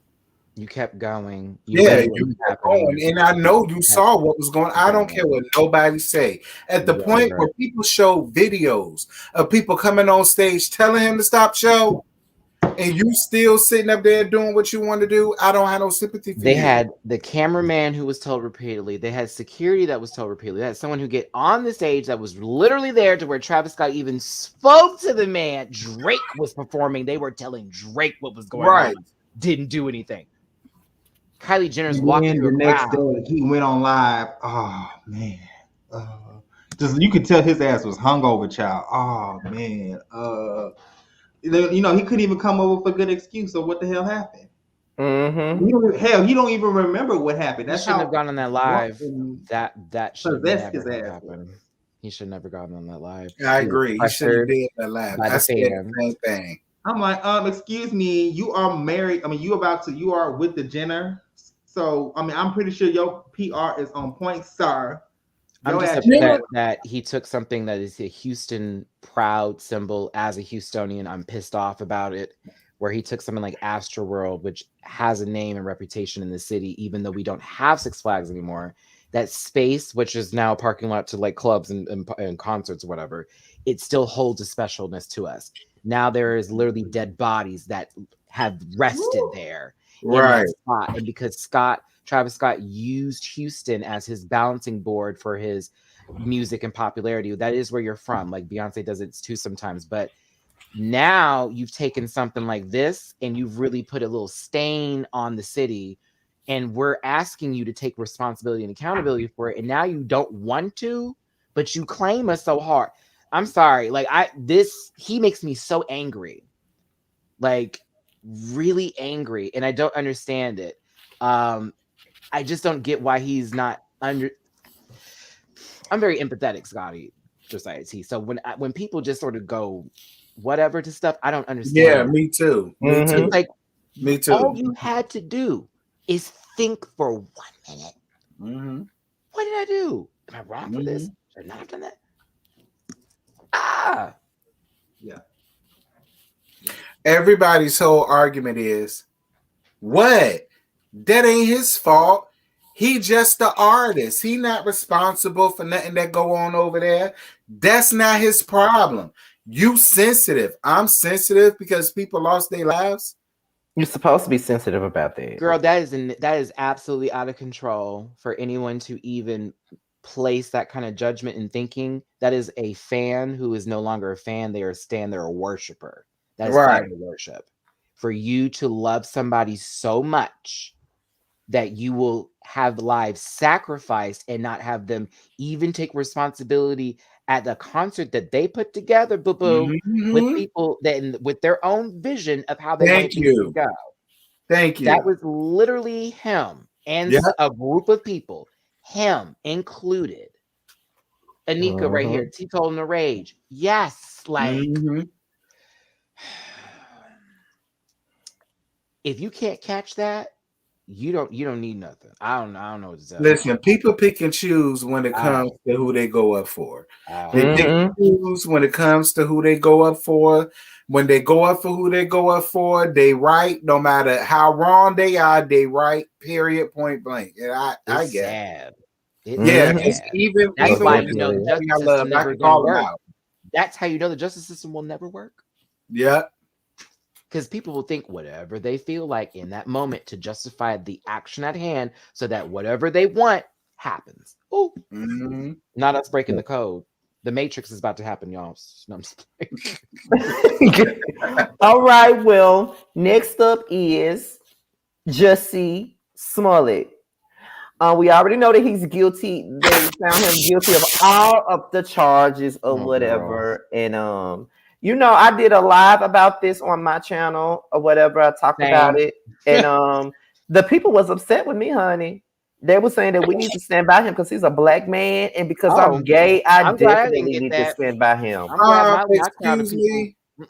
They were. Listen, I'm just telling you what they said.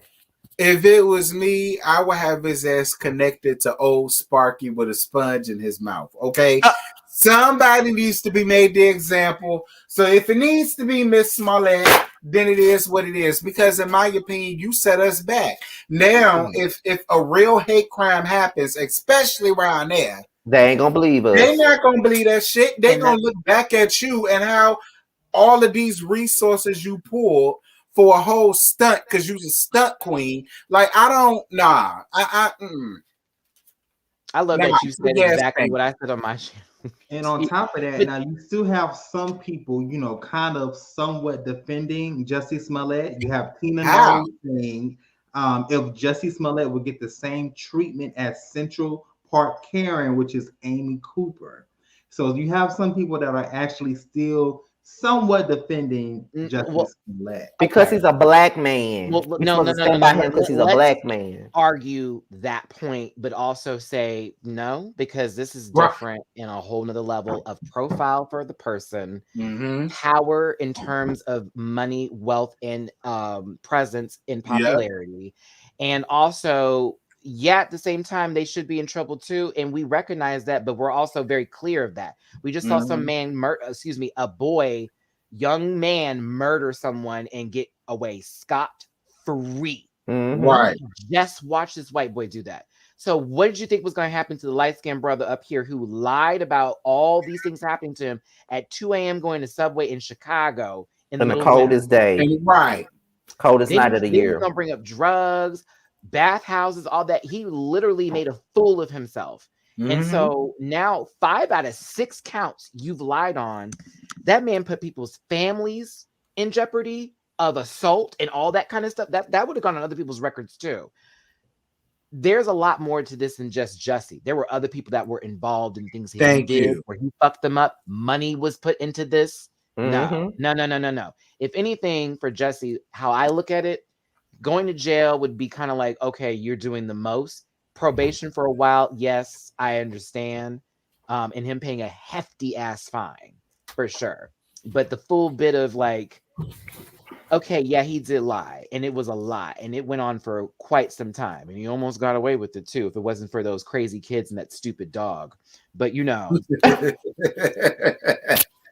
I didn't like him, but I knew he was guilty from the get-go. It just didn't make any sense. If I was a light-skinned young man in Chicago at 2 a.m. and there's snow on the ground, I wouldn't be looking for Subway at 2 a.m. I wouldn't be going for a sandwich. I'd Uber Eats it. I have money. I work on a show called Empire. Right. I could have gave him a little $200 tip and kept him moving. For real though, like why are you walking in that? It made no sense. And then you said these people beat you. Look at how fine that man was. I was like, I mean, I get it. You know, yeah, he could have like that man could have he could have beat me in another way. But that's Scotty. Somebody sent me something where he admitted to having a sexual relationship with one of them brothers. He did. That was at the bathhouse and shit like that. Bathhouse kissing on each other and stuff. Where did out girl doing drugs, bitch? Listen, listen. The drug thing. Listen, if it ain't grown from Mother Earth, I don't want it. No, right. I don't need no other drug other than that. But She be doing the cook with stuff. them brothers. Yeah, I ain't mad at Miss Smollett for doing that. I do too. I wouldn't like to. It was like, I mean, at least you picked some people that make sense. Like, like, me too, bitch. Okay, like, but the point of all of this was for what? Exactly. The show was ending. This was very much for publicity. It kind of blew up in your face because they took it for another level because you made it a hate crime. It was during the Trump era. So you took advantage of everyone's fear. And now all of a sudden, because we moved on into the Biden Sleepy Joe era, the motherfuckers are actually paying attention to your shit. You got caught up. You got caught up. And a stunt queen never gets caught. So you ain't the real girl. Boom. Period. Poor Jamal. Poor Jamal. She'll just go to a BET series and talk about her business. Yeah, that was like when I did my live on this, they was really upset with me about it. Oh, that's what's wrong with us. We don't never stick by our own. The white people stick by theirs and blah blah blah blah blah. Not that argument. But it's not about that though.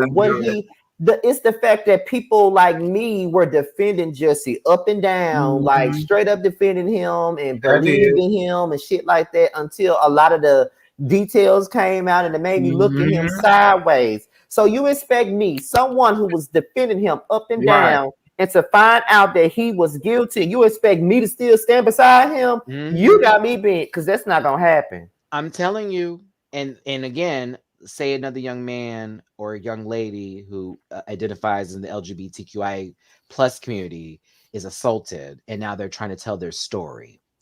And now they got the Jussie case to go back on to be like, you remember when he did this and this and this? It will happen.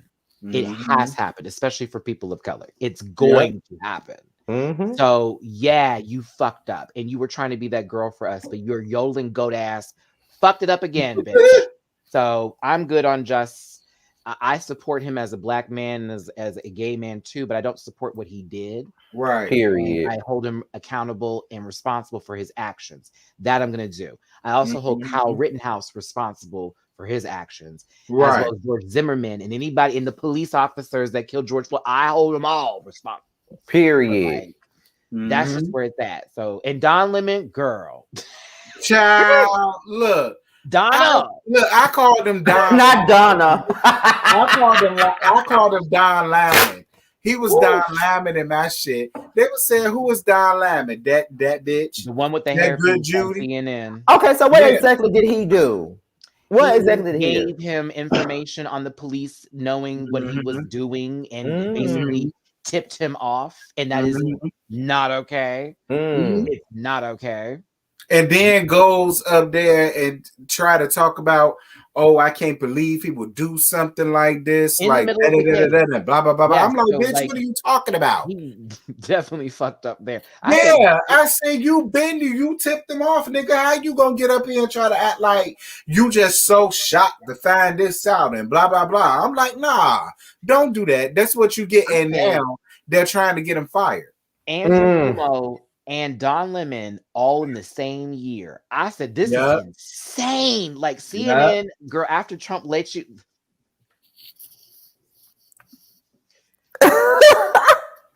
Y'all start collecting it together. This is a puzzle. I'm telling you, we're in the matrix. They were dragging Trump. Finally got him out. Now we got over here to Sleepy Joe. All of a sudden, CNN's being hit. Y'all better start paying attention to stuff. Things are happening that don't make sense, that shouldn't make sense, that are making sense. Right. You ain't lying though. It's the bang. It's the bang. That's what's making me smart today. Okay, sorry, y'all. I'm Okay, well, the last thing for what's the tea for tonight is this here. Benzino. Oh my God. Benzino. Listen, if his head wasn't there, I'd be okay with this picture. I just need his head to be removed. Yeah. In so many words, Benzino agrees with Lil Boosie on Lil Nas X. He feels like Lil Nas X should not be kissing people on award shows and that it's detrimental to our youth. And he agrees with Lil Boosie on that matter. I know the last living Teenage Mutant Ninja Turtle did not have anything to say about anything like that. I know you lied to me. Yes, he did. Maddie, let me tell you, I told his ass in the group chat, I said, and we don't want to see your damn diabetic dick all over the damn internet, setting up around there, listening to two bitches sitting around there fucking in the background. We don't want to see that Benzino, but you said here showing it to us. So what the hell do you mean? What do you mean? Like you can show your dick all over Instagram, but he can't kiss nobody on the award show. I'd rather see him kissing somebody on the award show other than seeing your 65-year-old dick sprawled all over damn Instagram. Your chicken neck shaped ass. You know what? Not chicken neck shape. I mean, I did say the man is shaped like an uncircumcised penis, so I'm done. But you know, like I said. The last living Teenage Mutant Ninja Turtle, Benzino, has too much to say. And it's ridiculous. My thing is, why are they still talking about Lil Nas X? Do they not realize that the more they talk about him, the more traction he's going to get? Like, y'all not helping, y'all not, killing him. Y'all are helping him a whole lot. But this is all Lil Nas's plan, too. Let them keep talking about me. This will sell more albums.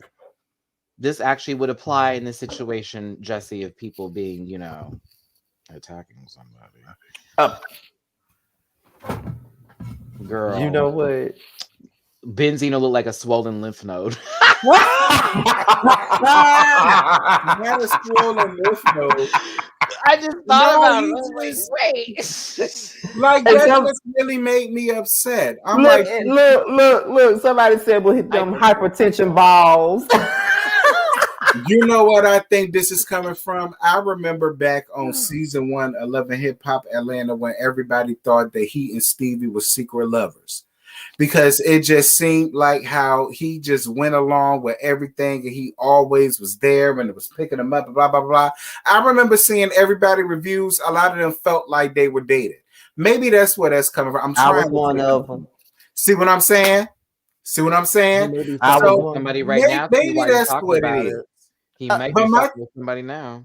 Or, maybe he feel a way about his daughter because we all know her ass ain't nothing but a damn dyke. I don't care how many damn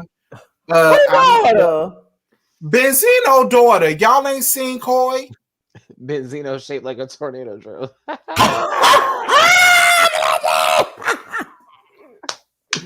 Wait a minute. I've never seen Benzino's daughter. I've never seen her. She had a song that was out. I don't know if it was. I have never seen her daughter. Listen, that is whole stud if I've ever seen it. Am I lying, Josiah? No, she does look like a stud. And listen, as part of the community, we all welcome you and we love you. Right. Boosie's daughter is stud too, so that makes a lot of sense as to why they agree with each other. Both of their daughters are studs. Boosie daughter? Not everybody in the community. Yeah, Boosie daughter is a stud. Oh, yeah. And Tammy Roman daughter too. Well, that's another story. We already knew she was gonna be a stud anyway. Yeah, we knew that when first got on Basketball Wives. Let's be clear. I was not shocked at all. I said Tammy confirmed it. On the homecoming episode? No, she been confirmed it. She confirmed this shit months ago. She did an interview with T.S. Madison and everything, honey. She been. I went on her Instagram page. She got a whole girlfriend. She's beautiful too. Yeah, exactly. And you can tell who's the more masculine one. She gave my girlfriend is beautiful. You know what I'm saying? Yeah, her girlfriend is beautiful. But as soon as I knew, how I really knew when that season with basketball, when Duffy was on there, when Tammy got into it with Duffy and her daughter was trying to, do that record. I couldn't I know you couldn't, Maddie. What I love about her though is that she's giving me Queen Latifah. Period. All right, she can give you Cleo, but she can always give you. I love Tammy at that table when she was moving people out the way, and then they realized, everybody needs to get a hold of her. It's like one person, she's like, "You're out of my way," and "You're out of my way." I was like, she is about to get Duffy, and when Duffy was like, "I got her," you did not. First of all, we saw the tape. You hit security, girl. Calm down. Like you need to stop. And I don't know why. Yeah. First of all, Vlad, I don't appreciate that question. I don't know why you decided to bring that question up any damn way. I don't see where that question had anything to do with why Benzino was there. That shit happened. It was over with. It's done with. We moved on. Why is you sitting around here trying to drudge that back up for DJ Vlad? For what? As mad as we can be of Benzino, I'm mad at DJ. I'm mad at Vlad because you brought that up for what? What Because he want a moment. Why Benzino was there? Because he want a moment. She want a moment. She need a moment. Like I'm just like, why do you want him to kiss you, Vlad? Because that's what I think. Girl, I've seen a discarded piece of tissue with more validity than this. This is Like I said, when you said that people thought that Stevie J and Benzino was lovers, all I can think about is K. Michelle yelling out, "That's your girlfriend! That's your girlfriend! That's your girlfriend!" Nah, that's more Nico and Johnny. Yeah, she did. And like we said the other night, we definitely believe that Johnny and Nico was smashing. Yeah, I believe definitely. There wasn't no damn roommate. I was on K. Michelle's side. I said no. I'm on K. Michelle's side with that shit. Nico, Scotty, what you need with a roommate? Scotty, do you remember when K. Michelle made that song to Mimi and Mimi was mad as fuck? It was like an exclusive or some shit. She did a song about Cardi Red and Mimi. And she did one about Mimi. I was on K. Michelle's side. What the hell do you need with a roommate? I was on her side. I wish I was reviewing back then because I was showing up on her side. I said because they slept in twin bunk beds. I died. Right. Yeah. and that shit that Josiah talking about. She was like, cause he don't want her cause he likes Johnny. Yeah. And when I tell her, she looks at me funny. Right. Lord have mercy. Michelle had some good moments. She did. And she was right on the money when it came down to Nico. She was. Yes. She was. Nico and Kirk while you at it. Kirk and his 3 earrings. I was on it. I'm still trying to figure out why that made Rashida so mad. Really? I remember when she had nothing else to do, Scotty. What do you mean? Probably messed up. She's gonna go to her store and like organize some shirts or something. Remember when she was like, his little tutu, he gonna put on his little tutu. I said, oh my God, K. Michelle, it's done. He gone, girl. He can't hang up. I remember when she did that to A1. Oh my God! When she read A1 on Love and Hip Hop, Hollywood that season, I screamed. Lord, when she went in on A1, I screamed. Why is that his name and he is nothing of the sorts? I don't understand. Lord, when K. Michelle read him, I was so weak. Y'all don't understand. I was when K. Michelle was sitting in the doctor's office with Mimi, and she was talking about when Kurt came to the studio to confront her, she was like, there was no reason for Little Richard to come to the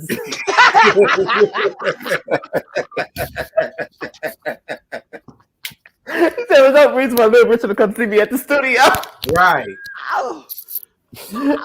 And then she said, and there was another thing. She was like, first of all, I didn't know that Kirk had balls. Does he come up in here with his press-on nails, peeing, messing to me? The only people that are scared of you, Kirk, are the Cabbage Patch Kids. Cabbage Patch Kids. I was screaming. Lord, K. Michelle. Iconic. I was weak. And then she was like, who would be scared of Kirk, period? He probably has a period.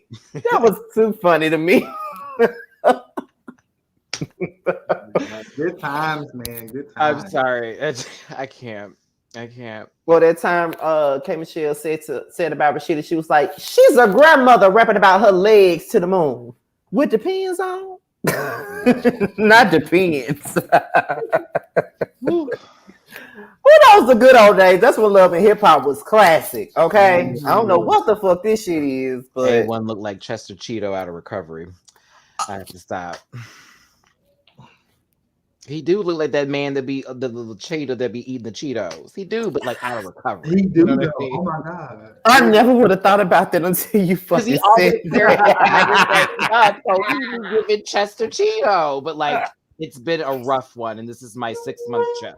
That kind of bit, very that. And the fact that Terrence brought up the argument between K and A1, K looked at A1 and said, "Are you reading me, sis?"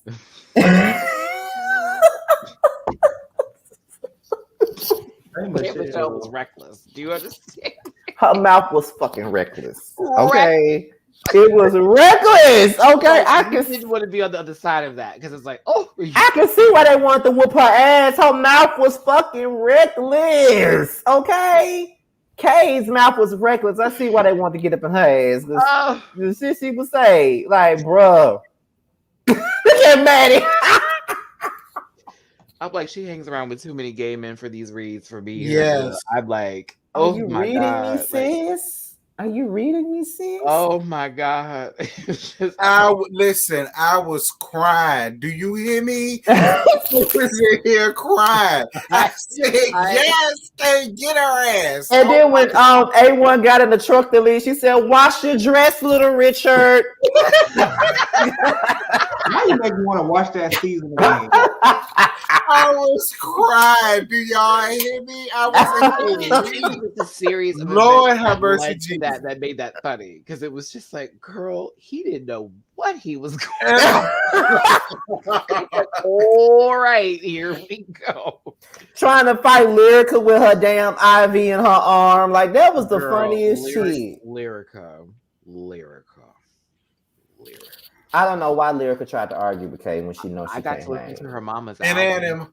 And then them hoes on Marriage Boot Camp. We'll talk about it at the new year because it'll be out by then. I can't wait to see That's going to be a gag because I'm going to see that season. That's going to be a gag.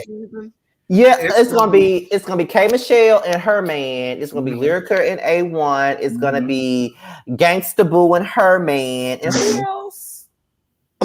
Yeah, it's gonna be that was perfect casting. Yes. Listen, this is the real gag. Richie Dollars and Mariah Lynn.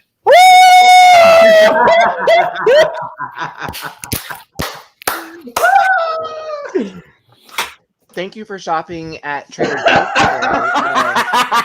When I saw Richie Dollars and Mariah Lynn, I was screaming. I said, "Oh, y'all need money.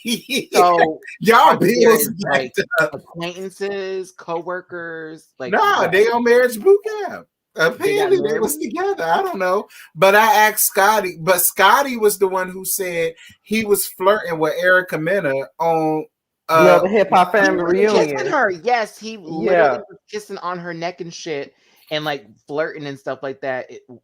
And Safari is there, and the other person who she was with. Yeah, Sin. Yep, and I saw that. It was with Booby though. I was like, girl, this is a lot. Like this is a lot. That's why I said this season of the Family Reunion gonna be good. When I saw Richie Dollar's stubby ass dick up there with Mariah Lynn, I said, "Lord, Mariah Lynn, you miss being on camera. Mariah Lynn, gonna be up here with him about me, Mariah Lynn. Okay, let me tell you something, right? Because I'm from there. You know what I mean? Don't do that, Richie. You know what? You know what? When we was doing the impressions 2 weeks ago, we should have had you do Mariah Lynn. We really should have, but we wasn't thinking. I could have done Mariah Lynn because, like, I just talk like that one girl in Bad Girls Club that thinks all black people talk like this. So I'm just gonna talk like this. That's what it is. I'm from the neighborhood. You know what's up? I'm from Queen Bronx. Oh my God! Y'all said Richie Dollars is 56. He look it. But listen, when I saw the Creep Squad was up there, he my mama had the guns and all. Mariah Lynn is the black version of Chanel West Coast. So I like, where are we going with this? You know what? I wasn't too upset that she was on Love and Hip Hop Hollywood. I admire her. That bitch was corny as fuck. I like her up there. They call. I like her better up there than no ridiculousness. I hate. Ooh, what's that? Did I say hate? Yep. Y'all don't remember ridiculousness with her, Rob Drake, and Black Dude? Over and over again. It's horrible. I swear to God. I hear her laugh. Fly out the ocean and just attack her. Stop calling me, bitch. I can't stand her. Cannot stand her. She's not a rapper. She's not a musician. She needs to stop. Just like Hazel E. Hazel, what? Nasal E? What? Hoozily. Goodbye. Girl, you talk about who's a Whoville. Come on, T. Where's the Well, Terrence, I know you're forever broke. I know you're forever broke. Listen, I would listen. Hazel, kill me with that. Brooke, I'm not gonna lie. Hazel did kill me with that. I was so weak. Hazel E looks like one of those stone figures that sits in like a whole circle somewhere with the heads. I forget what they're called. Excuse me.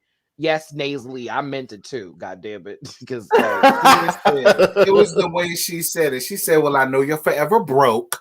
So I was dead. I was dead at that point. And she was like, nobody wants to be, she said, nobody wants to look like you broke. I was weak. Listen, that was the one time she had me. I was done. And I wasn't mad at Brooke for trying to go after her because I believe her where she said. Because what the Brooke Valentine had going on other than fucking Marcus Black? It's the delivery for me. It's the delivery of the word for me. I know you forever broke. Somebody asked in the chat, why is Jonathan everyone's best friend? Oh God, girl! I don't know. I don't like your first friend, K Michelle. No, I'm not. Yep, he was K Michelle friend first. He was K Michelle friend first.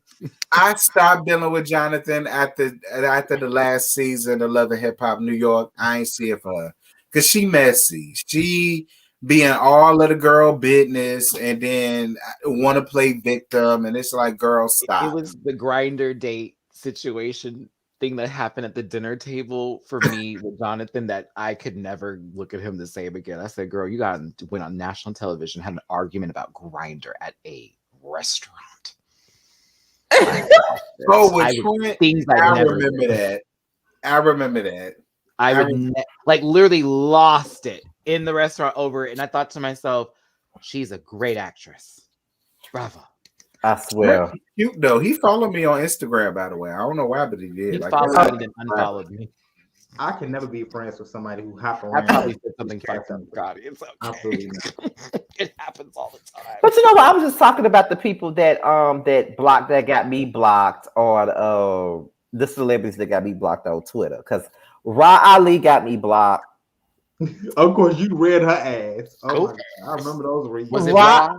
Ra Ali got me blocked, and I never tweeted her. She blocked me after I read her in that candy corn hair that she had on that Love and Hip Hop New York season 4 reunion. That's when she blocked me. She probably saw your video, Scotty. She probably saw that video and she blocked my ass. Then Tamar got me blocked. I've never tweeted her. All I ever did was call her Muppet Braxton. I didn't say it to her. She probably saw your video too. Am I blocked then? Because I've called her Janice. That's the one you're thinking of that she looks like. Yeah, like seriously, totally wow. That Muppet. That's the one she looks like. Carly Red got me blocked on Twitter. Carly Red got me blocked on Twitter too. Cynthia Bailey got me blocked. Now, what you say about Sin? Cynthia has had me blocked since season 4 of The Housewives of Atlanta. All I did was tweet her and tell her to get her head out of Nene's box. That's all I said to her, and she blocked me. Listen, the only one that ever has had me blocked, again, I say, was Lauren. And Lauren, I ain't never said nothing about you, girl. And then, I talked about your sister. I called her all type of bitches and hoes. Portia's sister. And skeezers and floozies and tramps and all that. Yeah, that was definitely. But I ain't never said nothing about you, girl. That's her sister. And when Cynthia blocked you, at least it was in silence. Listen, somebody tried to send me the video on Twitter. And I tried to look on it on Twitter. And I couldn't look at it. And I went on her Twitter page. And she had me straight blocked. I said, but girl, I ain't said nothing about you. I talked about what your sister did. I ain't said nothing about you, child. I'm gonna look right now and see if they got me blocked. Hopefully, Portia ain't blocked us. Portia ain't got me blocked. I don't know why she don't, but she ain't blocked Portia ain't got me blocked because I looked and I went on Portia's Twitter page. I'm not blocked. I said, so what you mad for? Oh yeah, and another person that got me blocked, Paris from Love and Hip Hop, Zell Swag best friend. Oh, her ass got me blocked too. I hadn't even drug her ass yet, but she blocked me right before I started dragging her, and I'm just like, oh, okay. She ain't blocked me. I'm shocked because I gave Paris the business on one of them. They're protecting their peace. That's why they blocked y'all. They are protecting their peace. I do it all the time.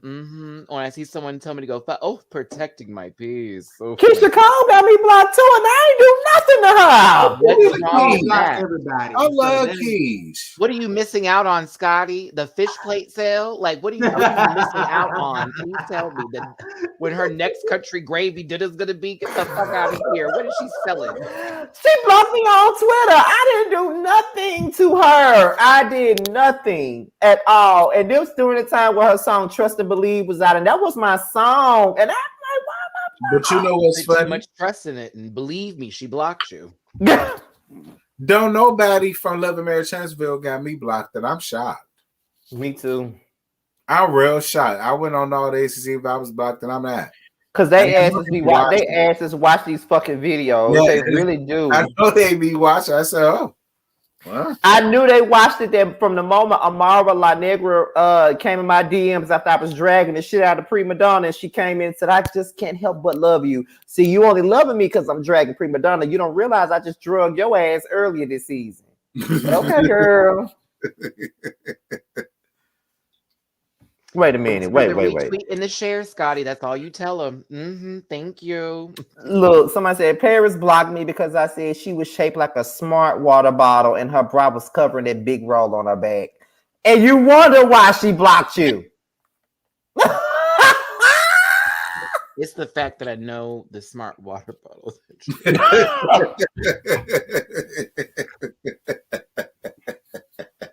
But you know what? Let's move on to the last segment of the night. Like a pressure cooker. And move on to the last segment of the night. And the last segment of the night is the last segment of the night is queer connections, you guys. Okay. That's the last segment of the night, okay? So, Queer Connection, where we talk about things, all things gay, all things rainbow, all things that affects us as Black gay men. And one of the things that we're going to talk about is betrayal. What made you cut off a fake friend? Okay. What was the last straw for you guys when it came down to cutting off a fake friend? When she fucked my man. And that's the dirty, raggedy, tacky ass, AKA, that I be talking about. That's the reason. Well, let me come on camera. Oh my God. The reason thing. See, I ain't tell everybody that. That hoe was my friend. She knew that was my man. He was accused. And she still went on ahead and hunched on him anyway. And since then, I ain't seen it for her or them raggedy, dusty, tired, frowsy ass AKAs. Wait. My sister's an AKA. Watch your fucking mouth. Who AKA? My sister is my blood. Watch that. Like, all right. Well, your sister fine, but the rest of them hoes, that's what I said they is. Maybe. But your sister fine because that's your sister. Honey, and just like my T subs, because listen, this is the funny part. I have a lot of AKAs that subscribe to me. That's another reason why I be going in and let have it. They love it. I don't know why.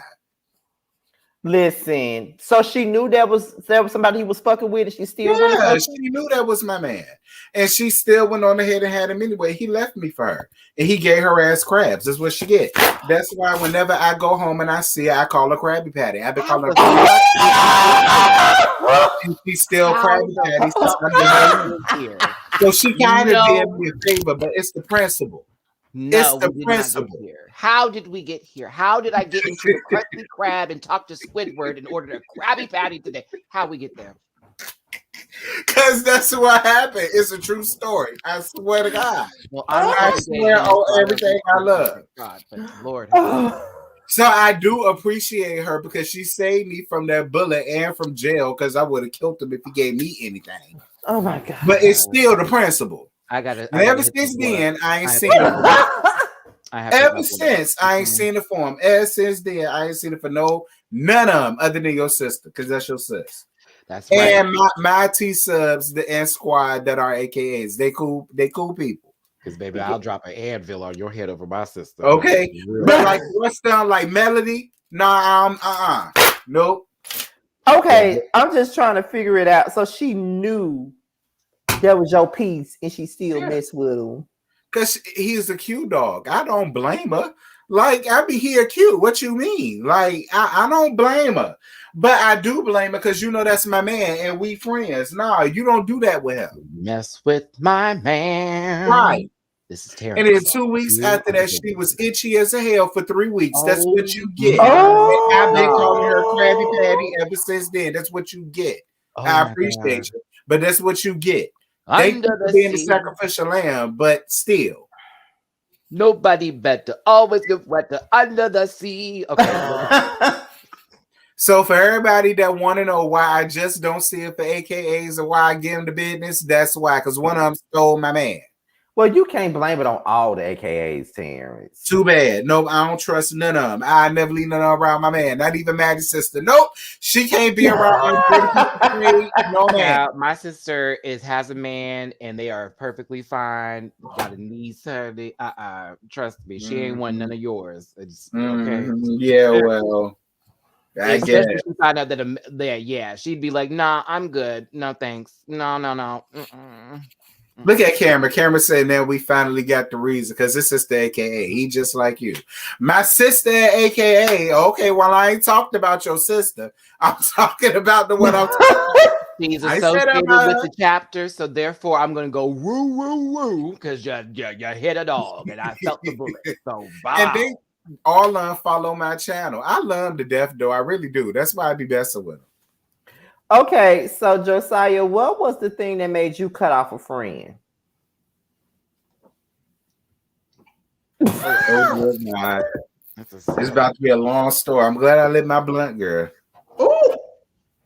Okay, it's not gonna be a long story. I just feel like you know my situation earlier this year. Like I didn't get cut off. I mean, I didn't cut him off. He cut me off, and it's all a bunch of bullshit. But basically, the fact that his bitch ass actually had the audacity to fucking go around and, basically fucking deframe my character like I'm this horrible ass person. I'm an asshole. All this shit. But you never had the nerve to say it to my face. And also, it's like the fact that our friendship, you felt all these type of ways and you talk to everybody about it. About me and then say it to me, I'll never say right to me. So that's it. I hate those cutoffs where people cut you off and you don't know why they cut you off and you don't do nothing to them. Like I'd rather for a person to tell me what I did to them. Right. You know what I'm saying? Like I'd rather you tell me what I did to you because like people don't realize how far a conversation can really go. You know what I'm saying? That so person just proved they were a coward. You dodged a bullet. In so many words. Maddie said the right thing. A true adult can stand their ground and tell you how they're feeling whenever they're sad, mad, or happy. If you gotta walk away and have your conversation later with somebody else, that was never your friend.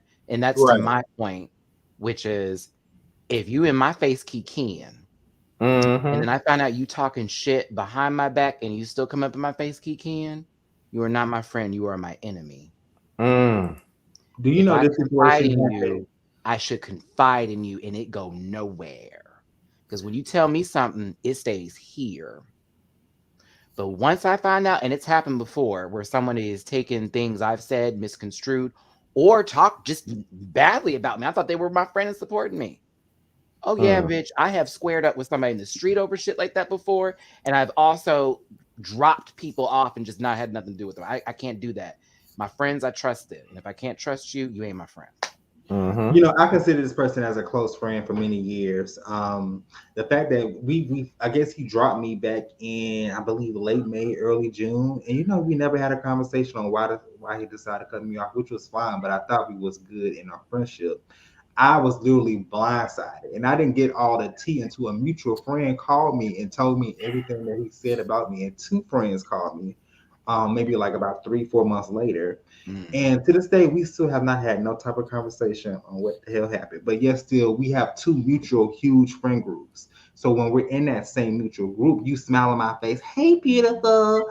You smile, you want to hug me, bitch. And I look at him like he crazy. And then you go back and tell people, ooh, Josiah just bring negative energy. No, bitch, I'm looking at you because the way that you act was fake. And I don't do fake. Bitch, and you should.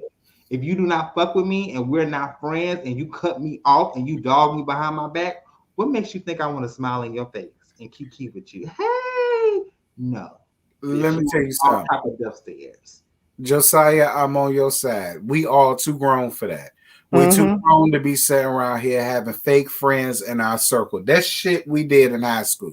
Period. I'm too grown for that. I'm finna be 34 soon.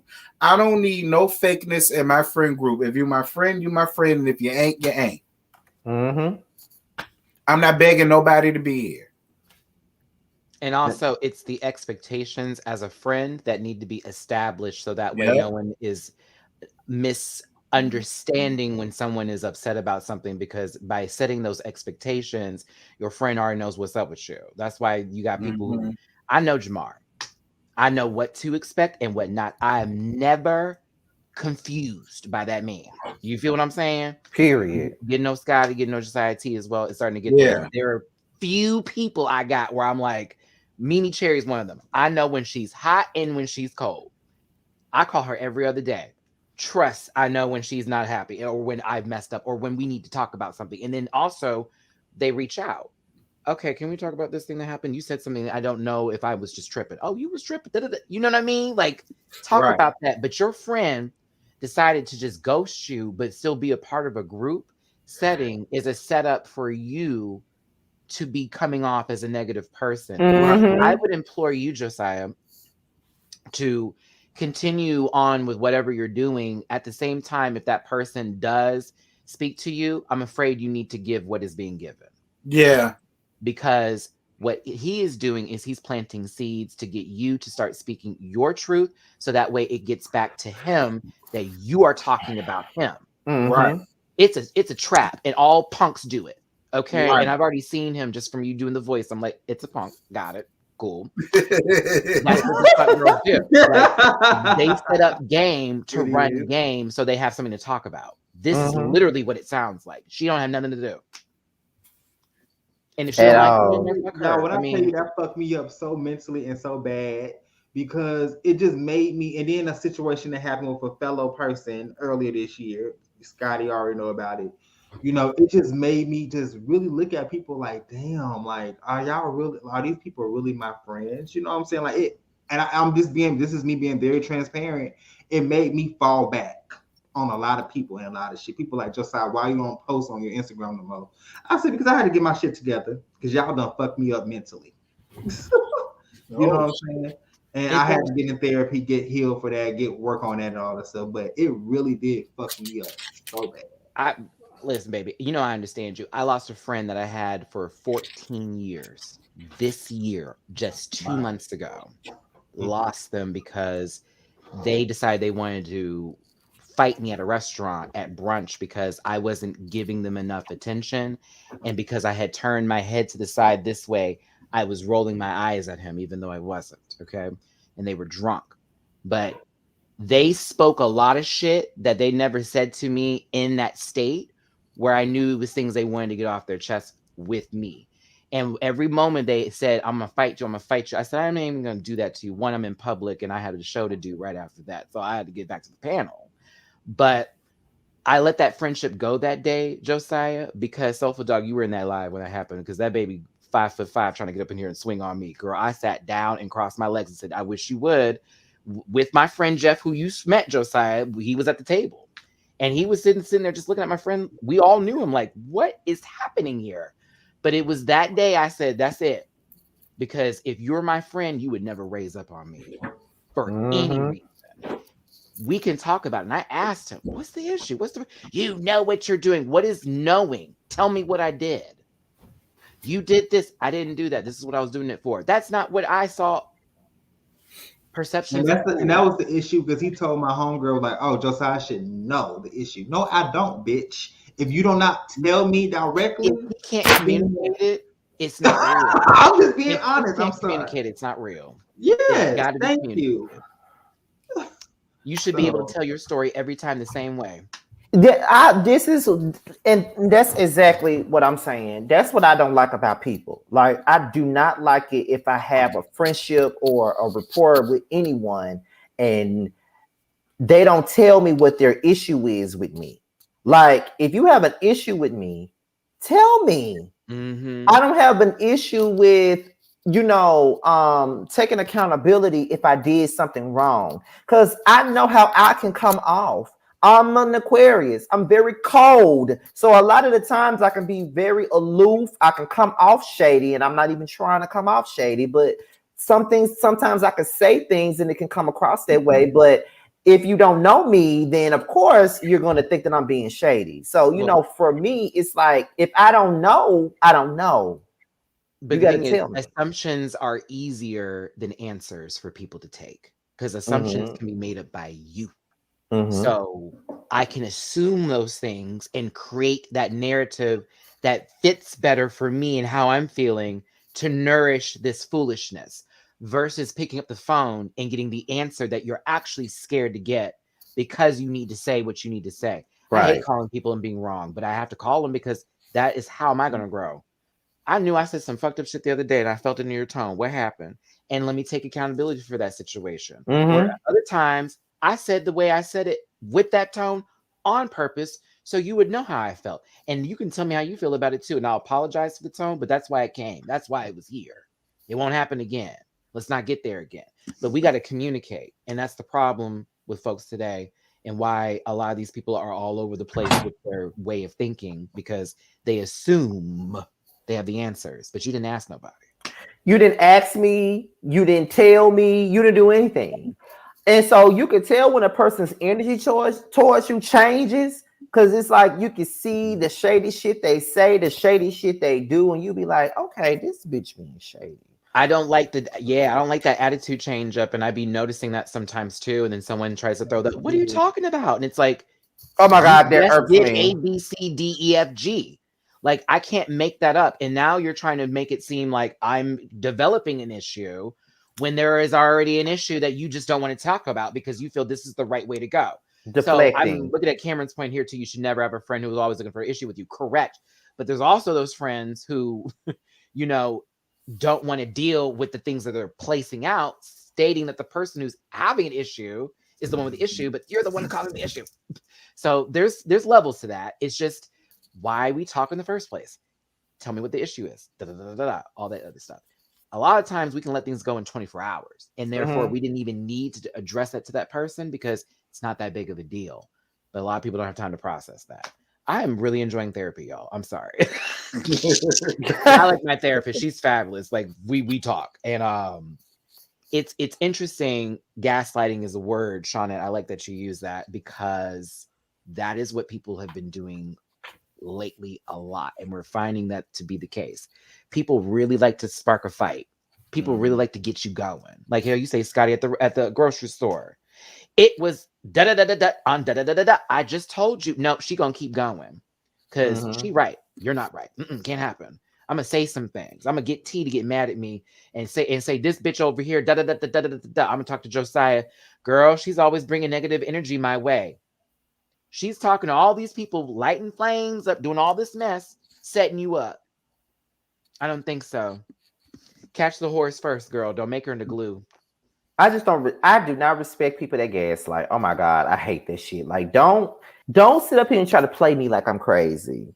You know what I mean? Like, I know when someone has an issue with me or when someone is moving a certain type of way. Like, don't make me look crazy. Like, don't make me say all these nice things about you, and then in the background, you got some negative to say about me. Like, it's crazy. You know what I mean? And I lost a friend over that earlier this year. So it was like, people have been telling me for many, many years that this person was jealous of me. they will be saying, that boy jealous of you, Scotty. You don't need to be hanging out with him. And of course, me being modest, me not thinking nothing of it. It's like I said, but I don't feel like, here's my thing. He has no reason to be jealous of me. He got his own place. I'm at home. He got this job at this Nissan place. I work at Kroger. So what do I have that would make him want to be, make him be envious of me? I don't have that much. So what makes him envious of me? Someone said some people cannot like you because everybody else does. I deal with it often, my darling. So you know what I'm saying? So all my friends were telling me, just being you, Scotty. That's what somebody else said. Just for existing because I am this person and they can handle it. And you know what I say to them? Oh my God, your mirror is for free. Start staring into it. Right. And this same dude, okay, for example, we were talking on the phone one time, and it was this guy that was on the DL or whatever. And when he was gushing about him, I thought about it because I'm like, oh, I messed with that guy before. And he was saying how he wanted to sleep with him or whatever. In my mind, I felt like as a friend, and so I know who I'm dealing with, if I don't tell him about it, he gonna be upset with me because I didn't tell him. So I said, okay, listen. Yes, I fooled around with that guy before. And he was like, for real? And I was like, yeah, but I said, but it wasn't really nothing like, he ain't really my type, he cool, but it was just one time. And he was like, I said, I don't really care. You know what I said? Like, if you want to fuck with him, you can, but I don't feel comfortable talking about him with you because it's weird and it's awkward. But if you want to fuck with him, go ahead. You know what I'm saying? He was like, okay, whatever, blah, blah, blah. The first thing he does, he calls me the next day telling me that he met up with the boy. And I'm saying to myself, did I tell you that we're not going to talk about him? Like, if you want to go have your fun with him, go ahead. You know what I'm saying? So he couldn't wait to tell me that he met up. He had what was yours already. Oop. Right. You know what I'm saying? He couldn't wait to tell me that. Then when we got in the group of people, it was only maybe 3 or 4 people in that particular setting that knew about me and this boy, but the rest of the people there did not know. He blurted it out in front of everyone. In front of everybody. I don't like your friend groups. And I was just like, what? I'm like, are you serious? And so my other friend that was there tried to fight him because of that.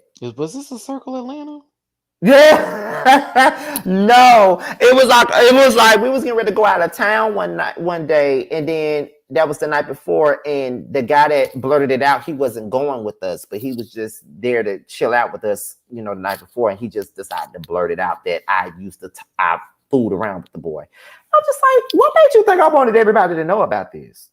You know what I'm saying? So one of my other friends tried to fight him over there, but I didn't allow it, whatever. So, and I should have, now that I think about it, but I didn't. So then it'll be different things that'll be happening. Like, he'll find any reason to pick a fight with me. It was always a problem between me and him, and I just never understood why. Or if he thinks that a guy likes me, he'll go over to the guy's Facebook page, put hearts under the pictures and stuff like that. Or it's a guy that he knew that I used to date at the time. He went over there, put hearts all up under his pictures, like doing little crazy, sneaky shit like that. And then the last straw for me was when I invited him on my birthday trip this year. He made any type of excuse not to be there. But when we went on a trip without him, he's making a Facebook status shading every single one of us that was on the trip. And I was just like, you know what? I'm good. Like, I don't need a person around me that's secretly hating on me. Like, I don't need nobody like that around me, because it was pretty clear that he was hating on me. And I remember going to a tarot card reader one time, and she was saying, there's a black cat in your circle. There's a black cat in your circle. There's a black cat. There's a black cat. She said, bitches be hating on you, and that bitch that's the black cat is hating on you. That's the only person that I knew. My last tarot card reading was like, you're on the up and up.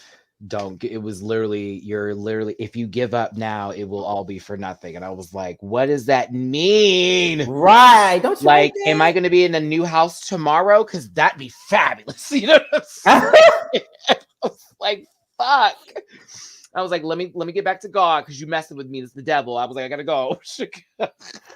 Listen, them tarot card reads be something else, but it's too close. I was like, okay, this is a lot. You're going through a new change right now. I was literally moving from Vegas back to Houston. I'm like, excuse me, are you right YouTube channel? Like, I don't like this. I was like, God, this ain't you. This is you. Right, and you know, it's just like, so when she said that, I already knew who she was talking about.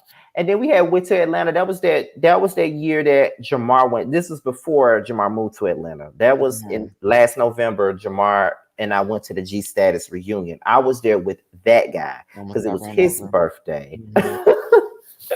It was his birthday, and I had told him I was going to hang out with Jamar for the reunion. He was like, okay, cool. But when we get back to Mississippi, he talking about me to my other friends saying, oh, he didn't want to hang out with me. No way. He only wanted to hang out with that other guy. You was hanging out with Jamar too, though.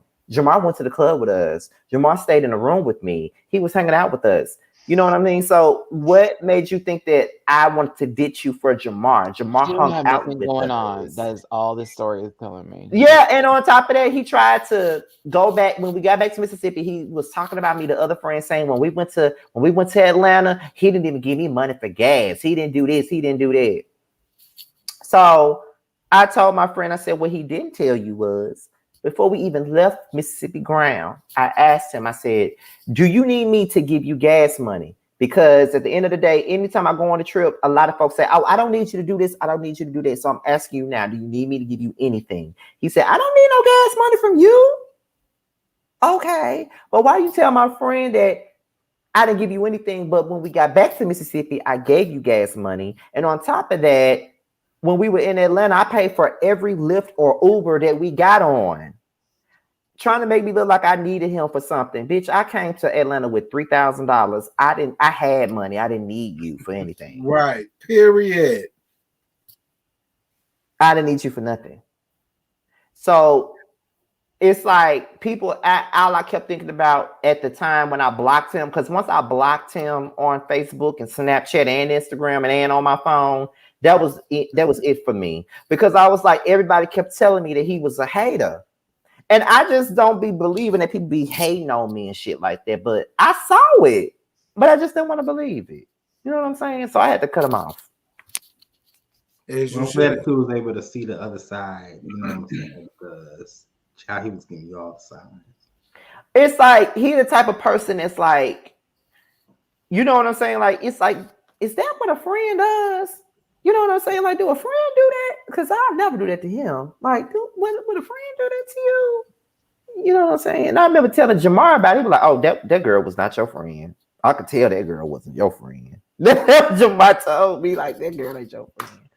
Like, he was that type of person where I felt like he just did not like me. Like, I said, I had asked somebody, I said, have you ever had a friend that you fuck with, but they just don't like you? You get a feeling that they don't like you, and you don't know why they don't like you, but they don't like you.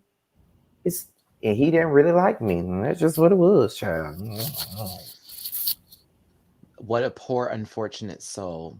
So sad. Mm-hmm. The rest of the song. I fuck her. Because you don't deal with that anymore. So you know what?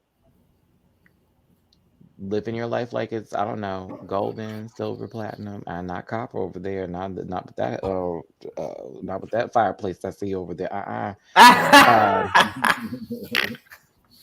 Well, the last thing that we're going to talk about for queer connectors is this word here. Oh, Jesus. Okay, that's the word. Now, we decided that we were going to talk about the F word. Me and Josiah had came up with that.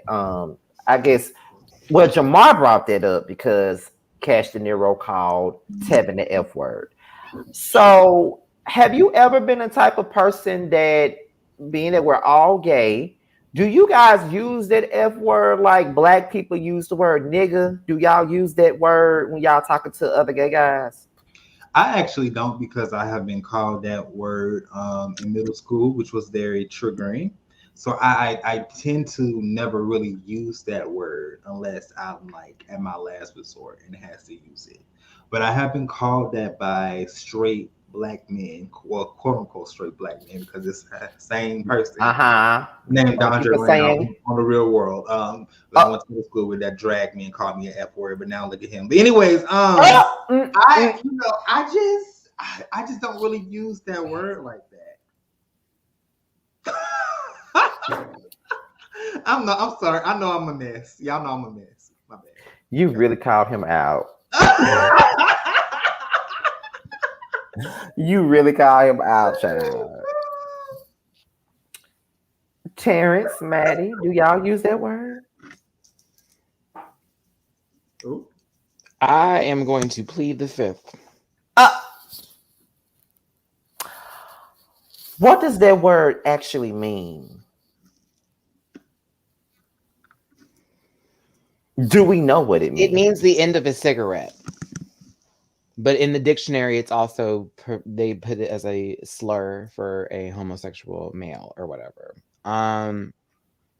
That word it's toxic in many ways. Unfortunately, it can be used by other gay men to devalue them or to put them down to, just the same way we use punk, sissy doll, that kind of stuff. We sometimes take the things that have hurt us and use it to hurt others too. It may not come off as effective because we are also gay men, but also it still stings because we know what that word was used for. Personally, if you're under the age of 22, 25 and telling me that, I don't care, because you ain't shit to me. Just telling you that now. Like you haven't lived through life long enough to even call me that word, to even think it's acceptable. Actually, at that age and below, y'all should be past that shit and moved on to something else. Some old cats, I know that's all they got.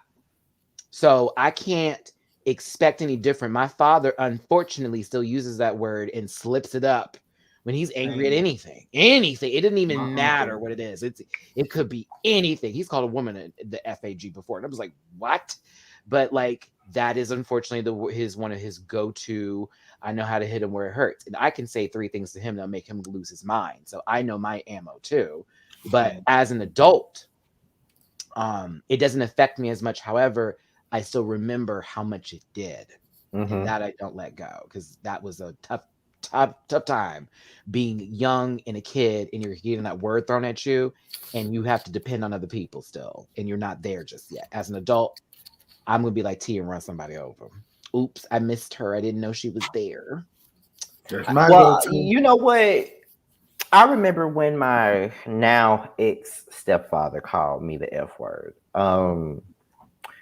It was this was 2012. So that was about 9 years ago now. 9 years ago. First of all, my ex-stepfather, was abusive. He was abusive to my mother for most of my life. He stopped being abusive when me and my sister jumped him. When we were teenagers, we jumped him. And from that point on, he wasn't, he wasn't trying to put his hands on my mother. But like, if I'm not there, he'll try it. But if I'm there, he wouldn't do shit. He'll talk his shit, but he would never put his hands on her if I'm there. So one day she wasn't at work. Neither was one day my mom was at work. My sister was at work. This was back when I was just at home. I was just sitting at home. I was like 23 years old. I didn't have a job. All I did was YouTube. Wasn't getting paid for it, but I was still being taken care of by my mama. So I was sitting at home, and I picked my brother up from school, took him home, and my brother came in, and he told me to remind him to brush his hair because his father threatened to beat him if he didn't brush his hair when he got up in the morning to go to school. And I told him, I said, okay, I'll remind you, but it's really not that serious. Do you know how many times I forgot to brush my damn hair before I came to school? Like, the fuck? Wait a minute. Y'all won't believe who just showed up. Y'all won't believe who just showed up. Oh, You don't, no. I got it, y'all. I got it. You don't get to smile walking up in Hey, here. boo. Now that Oh my you're God, here, I get to hi. leave since we've been here for 2 hours and 30 something minutes, child. Bye, Jamar. goodbye. Have a great day. Thank you for coming. Look That's at what this fine. person said. Muted so I could tell him that I can't stand Jamar. That old bitch had the nerve to come up in here. Oh, The successful Jamar. That's what the person in the Y'all get comment on my section nerves. said. Okay. But so when I told my brother that, we're talking about the F word, by the way, Jamar. That's what we're talking about. That's the last thing we're talking about tonight. But rhymes with tag. You can tag it. But so after he heard me tell my brother that it wasn't that deep, he walked in and said, who the fuck are you to tell my son what's serious? You shut the fuck up, you fucking, you know what I'm saying? He said the word. And I was like, it ain't that serious. It's not that serious. It ain't that serious. And I kept saying it, and then he kept on calling me up, the F word. He said that I like to have, dicks up my ass and all types of stuff. That's like he right. said, What if all of that. And I was like, I do. I really do. And it's lovely too. And what else you got to say about it? And he kept going below the belt, and that it became like a garbage can was thrown at him. I don't know what happened to me when I did that, but I threw a garbage can at him. Before K Michelle decided to throw candles, I threw a candle at him as well. And I picked up a knife, and I proceeded to try to stab him with it. But my little brother, who was 12 at the time, stopped me from stabbing him. And he also told his father, if you don't leave my brother alone, then I'm gonna have to fight you too. And he was nothing but 12 years old. And that's when I knew that my brother was my best friend.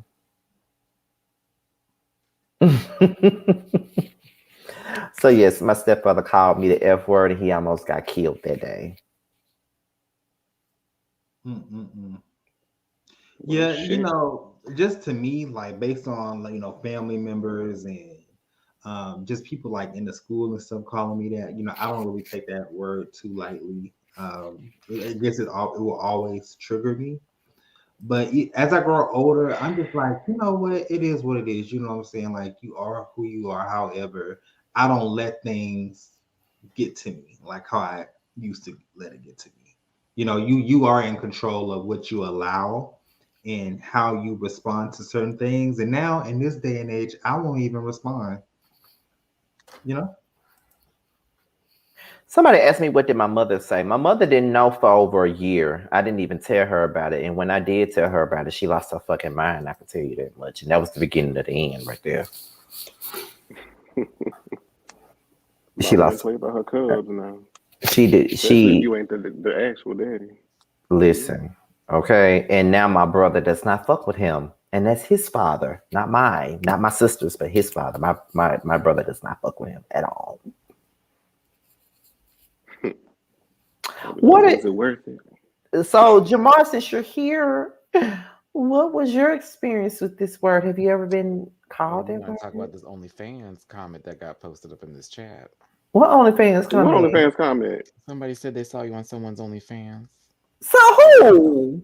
Not anybody. Joshua 1994 too, because I've been missing, honey. I was like, excuse.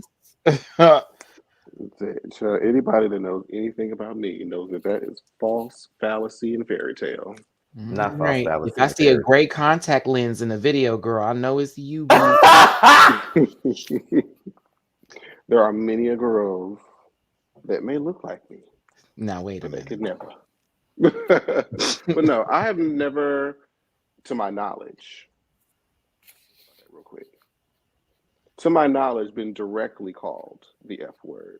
Mm-hmm. However, I have heard from a third party that someone has referenced to me as the F word. And I feel like that's worse. I feel like at least if you're going to say it, like say it to my face, and even when, well, we ain't gonna go there. When we called other things, it was never to my face. But I had a conversation with another friend about this word earlier this week, and they feel like, and let me get your opinion on this because this is interesting. They feel like there was a woman who was trying to tell a group of gay men how they should feel about use of the F word because she's queer. Do you feel like queer women, because we're in the LGBT Fuck community, no. do you feel like a queer woman Fuck can no. tell gay men how to feel about the word? Hell no. No, because some of them Doesn't don't like to apply. be. Because some of them don't like to be called a dyke. Oh Lord. Right. So we can't tell them how to feel about being called a dyke. Oh, Jabbar. My. Did you just flash back to Wilma? It's like, oh, okay. To Scotty's point, without saying that four-letter word that is used sometimes to hold camping tents together and tie down the little straps. Their struggle with that word is there's no capacity, none. So there's completely different atmospheres. I would not know how the word BY finish the West. I wouldn't even know how that would apply to me. If someone called me that, I would giggle because I'm like, maybe I'm giving a little lady today. I don't know, but no one's. I don't think anybody has ever heard. No, I find that ridiculous that she even opened her mouth to say "ah." Like, girl, take them flies, please. Just take them. Please. That's stupid. It's like it's in good faith. It's like, oh, she's trying to say, you shouldn't say that to each other, but it's like, but can you say that? Like, it should be up to me as the gay person to be able to tell me how I should feel about, the cigarette. They can't tell us how to feel about that because we can't tell them how to feel about certain things. I Plus, they don't even get it the same way we do. Feels like I'm not going to tell them how they're supposed to feel while they're giving birth to. Do you feel me? It's like, hold on now, like that's not your no. I wouldn't know about having a menstrual cycle. I'm not going to sit here and tell you how to feel on it, and I'm certainly not going to tell you how to feel when someone calls you out your name as a bitch, because that's not my place to tell a woman how she's supposed to feel. When someone called her out her fucking name. Now, you pop off if you feeling it, okay? That man calls you wrong. But yeah, like, I'm not putting myself into a position where I have nothing to do with it. I respect where they're at, support them. That's where I'm at.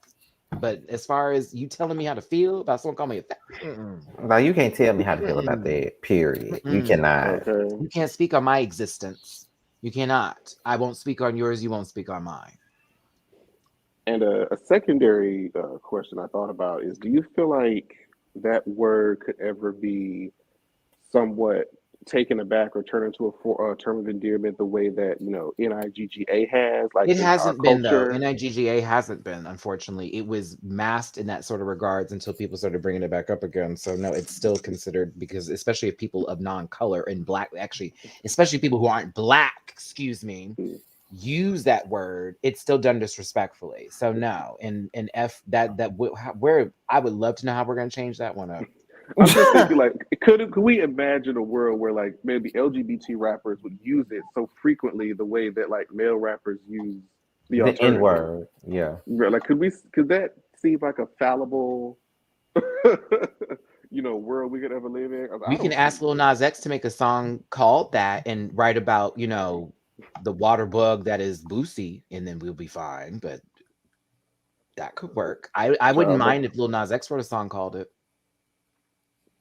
In an acronym. No, not you know what? Like when Britney Spears did that, "If You See Me." You know what? I could see him doing it. He'll probably name an album after that word.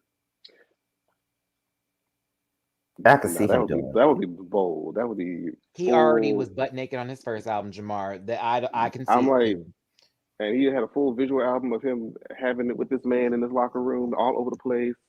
He done dropped down, literally sat on the devil's lap. Like, I don't care what nobody says. It's my favorite part of it. I don't care what nobody said. It's my favorite part of the video. I don't care. It was hot. It was hot. Listen.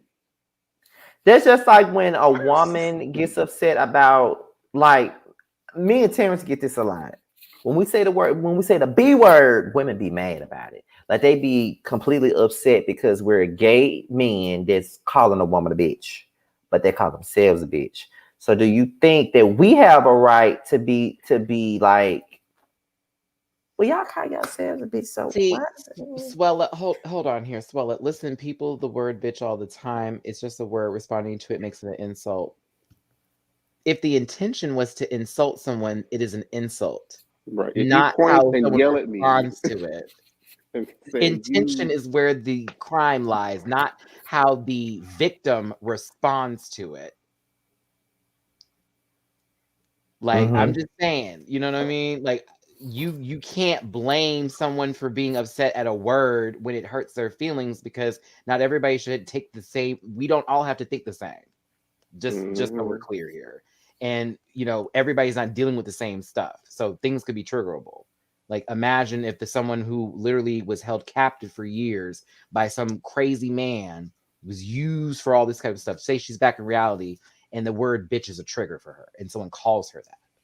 Right. Are you going to tell her to chill the fuck out because she's having a moment? No. I doubt it. It's like, why are you going off? This man, like there is so much happening in people's lives right now. You feel what I'm saying? So that's why I don't look for somebody to argue with. I don't try to get in a fight with somebody. I know what words to use, but most certainly if someone like the man at the Domino's calls me the FAG like he did, and how I responded to it was talking to the person who was giving me my food, and as I walked out the door, I'll see you the next time I have to order a pizza. I leave it at that. It's still an insult. Just because I didn't give him what he wanted, but it's still an insult. He wanted me to hear him, so he said it loud enough for me to hear him. Had it not been something for me to hear, he would have waited or said it under his breath. But he wanted me to hear it, to start an argument, to have me up in there wilding, because you know what? I had a lot of pizzas going on. I'm just some guy up in here with my little ponytail and my shorts asking for my, medium pan pizza. Okay, and my barbecue wings. But no. We got to call me all kinds of names. It's okay, though. Yeah, I don't think the F word would ever be a term of endearment at all. Like the B word is a term of endearment. Like no one would ever. I just can't see myself walking up to one of y'all saying, "What's up?" I can't. It's just like I can't no. even do that with I'm like, word with certain friends. You know what I mean? Like I have friends who are women who certain ones I can do that with, and other ones are like, nah, player. Like my sister don't play with that word at all. It's like cis women, how cis women feel when they get called fish. That's not acceptable. Yeah, it's not acceptable. It's considered to be very disgusting because you're referring. Terrence, why you look like that? Oh, because I know Terrence be saying it like it's hot grease, and you on mute. I'm still getting. My bad. I done said it once or twice my damn self. I'm not gonna lie. I done said it once or twice my damn self. So I can sit here and judge nobody. But see, I do. No, I mean, some people use it as a term of a good thing. Yeah, some women don't mind you calling them fish. I just feel like this: if a woman says she don't want to be called fish, don't call her fish. If a woman don't care about being called fish, then fine. But if a woman says don't call me fish, then I ain't gonna call her fish. Make sure you state that. It's just like how the gay men don't like. I don't like to be called girl. Don't call me girl. I'm just like, okay. You don't like to be called girl, Jamar? Oh no, I'm not talking about for myself. Honey, I was about to say shit like that wouldn't offend me because it doesn't apply to me because I know I'm a man and I exist as one. So if you called me girl, just be like you trying to get my attention. Now, if you don't want to be called that because you're going through some whatever you're going through, it need to be identified as such so that way you don't forget. That's fine. But it's also how we respond to people when we don't address them correctly, just like with pronouns. Like if you come at me with some heat, it's gonna be hard for me to respect you and then give you what you want when I'm trying to learn myself while you coming at me screaming, saying, bitch, you supposed to be, hold on, bitch. See how that just happened? Now we bitches. I'm about to fight this bitch. Telling you. Yeah, sometimes it's the way you say stuff. Like it's like, hey bitch, or it's like, bitch. Wait a minute. Now, bitch, look here. Hold up. Bitch has so much fluidity and versatility. Like, bitch. I'm telling you, my dog, this dog in here, Jamar, Coda, she knows this tone. Okay, what you doing, little girl, is I did something wrong. Versus what you doing, little girl. Right. You know that time. Exactly. Like, no, you did something wrong. So why are you walking away slowly? Period. Okay. But with that being said, That's my Rosie O'Donnell moment. But with that being said, this was our 14th episode of Boys Night Out. Jamar made it at the last minute. I appreciate it. I'm gonna ask him what happened tonight too when we get backstage. You don't have to, you know. What you mean? I'm definitely gonna ask, but before we go, I'm gonna allow everybody up here to let us know exactly what they have going on and what we should be looking forward to. So Josiah, you open up the gates. What you got going on? What I got going on is not YouTube related. Next, just playing. No, but I am working on some content as far as like just evergreen videos, you know, more like the Parkers and, you know, the videos that I did in the past, more type of videos like that. So just stay on the lookout. Maddie.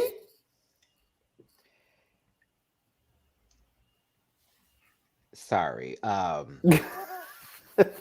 Sorry, somebody done posted something on this video about Dolly Jamar, and it's like, what is going on? Go to my Instagram right now and go to the Queens of the Universe post and read that for me, please. That's a panel discussion. Yeah, you need to read that. Girl. What I have going on is so many things in life that time is not affording me ways of handling them all. So I shall sit here and contemplate on more time and hope for the best.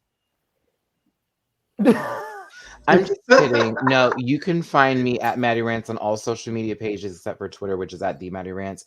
I am a YouTuber down and down. It's my full fucking time job. Also on Patreon as well. I do reactions on Patreon, and I also do reviews on YouTube as well as live shows as well. This is something every goddamn day, honestly, almost. Sometimes, most of the time, majority of the time, enough to where I can make money. But yes, you can find me there. You can find me on Stereo. You can find me a man. But thanks for tuning in. We appreciate you. I'm sorry. I don't know what I'm doing anymore. Who's next? Jamar? Oh, you weren't here. Terrence? Oh my God. You're successful. Why do you need to give links? No, Life after lockup is gonna come tomorrow sometime. Right along with Love and Marriage Huntsville, the third part. That's gonna be at 10:35 tomorrow night. So be on the lookout for that. And then Hosha Family Matters, and they don't. And did you say Horsha? Hosha. And then Hosha Family Matters. It's gonna be on your panel next. I mean your channel next. I have a friend on Love After Lockup, like from high school. Like I know personally on that show. Oh yeah. And you know who it is. Like you can already like figure it out. I mean, look at the city. Like just like you know who it would be. Like they literally live in Houston. Oh my God, you went to school with her? Yeah, that's like a Brittany? that's, I've known her for years. That's why it's so funny because I just realized it was her the other day when she was Facebook me and she was like talking and we're just like, hey, whatever, da da da. And I went on her page. I said, wait a minute. Brittany? Girl, you know when they had this viral video of it? I lost it. So yeah, that's I've known her for quite some time. She's a sweetheart, but it's interesting seeing her on TV do this right now. So I have, yeah. I'm like, I did not expect on the flow. I don't. Yes, I did. What's my favorite? I'm gonna tell you right now. Oh, I know. Trust me. I see the messages she gets. I'm like, oof, girl, what's going on here? But I'm like, hey, all right, TV. Well, Jamar, let the people know what you got going on, even though you weren't here. Why? You wasn't here for the whole 3 goddamn hour show, and you gonna make him give what? So you can find me at on my panel Sunday at Jamar84, JMAR84, with the exception of TikTok, which is Jamar840. She's getting active back on there again. Okay. most recently, make sure y'all checking out the Circle Atlanta because we just put out the after show episode that actually inspired the F word discussion. Because girl, yes, it It was is. yeah, I saw it. but yeah, a lot of great things coming in 2022. Yeah, love everybody. Thank you. He'll be on the panel Sunday because apparently he's got time. You know what? This is gonna be the running joke for the rest of this time we do this. This is gonna be a running joke. Which is successful fucking ass, bitch. Okay. I can't never win, but it's fine. You will never. I understand. I will give you a hard It'd be time to great. the end of this earth. Do you hear me, Jamar? Do you hear me, Jamar? Watch. I will give you a hard time for the rest of this earth. Well, next up for me, just like Terrence, I'm reviewing Love and Marriage Huntsville, the Part 3 reunion. They asked me was I gonna do a live review, but I really don't like doing live reviews. I will leave that to Terrence. So I should be going live with Empress Radio Sunday, so she could tell her side of the story with this Ariana stuff. Mm-hmm. So I will be going live with her Sunday. And I will try. I have to review The Circle. I have to review the Come Up Atlanta as well, too. And I'm also reviewing Love and Hip Hop's Family Reunion this season because it's actually pretty good. But that's pretty much it, you guys. Thank you guys for tuning in. We had like almost 200 people in the chat, so that's very good. Y'all are really catching up on this. Y'all are really, catching on to the show. That's very good. Once again, I want to thank everybody for tuning in. I want to thank all 4 of you, even though Jamar wasn't here. I want to thank all 4 of you for being a part of this as usual. And like we said, this is the last show of the year. We'll be back on January the 7th. And Merry Christmas to everyone, as well as Happy New Year to everyone. I'm going to give you all that. Holidays for those who don't celebrate those things. with that being said, y'all, we are out of here, and we will see you guys later. Peace out.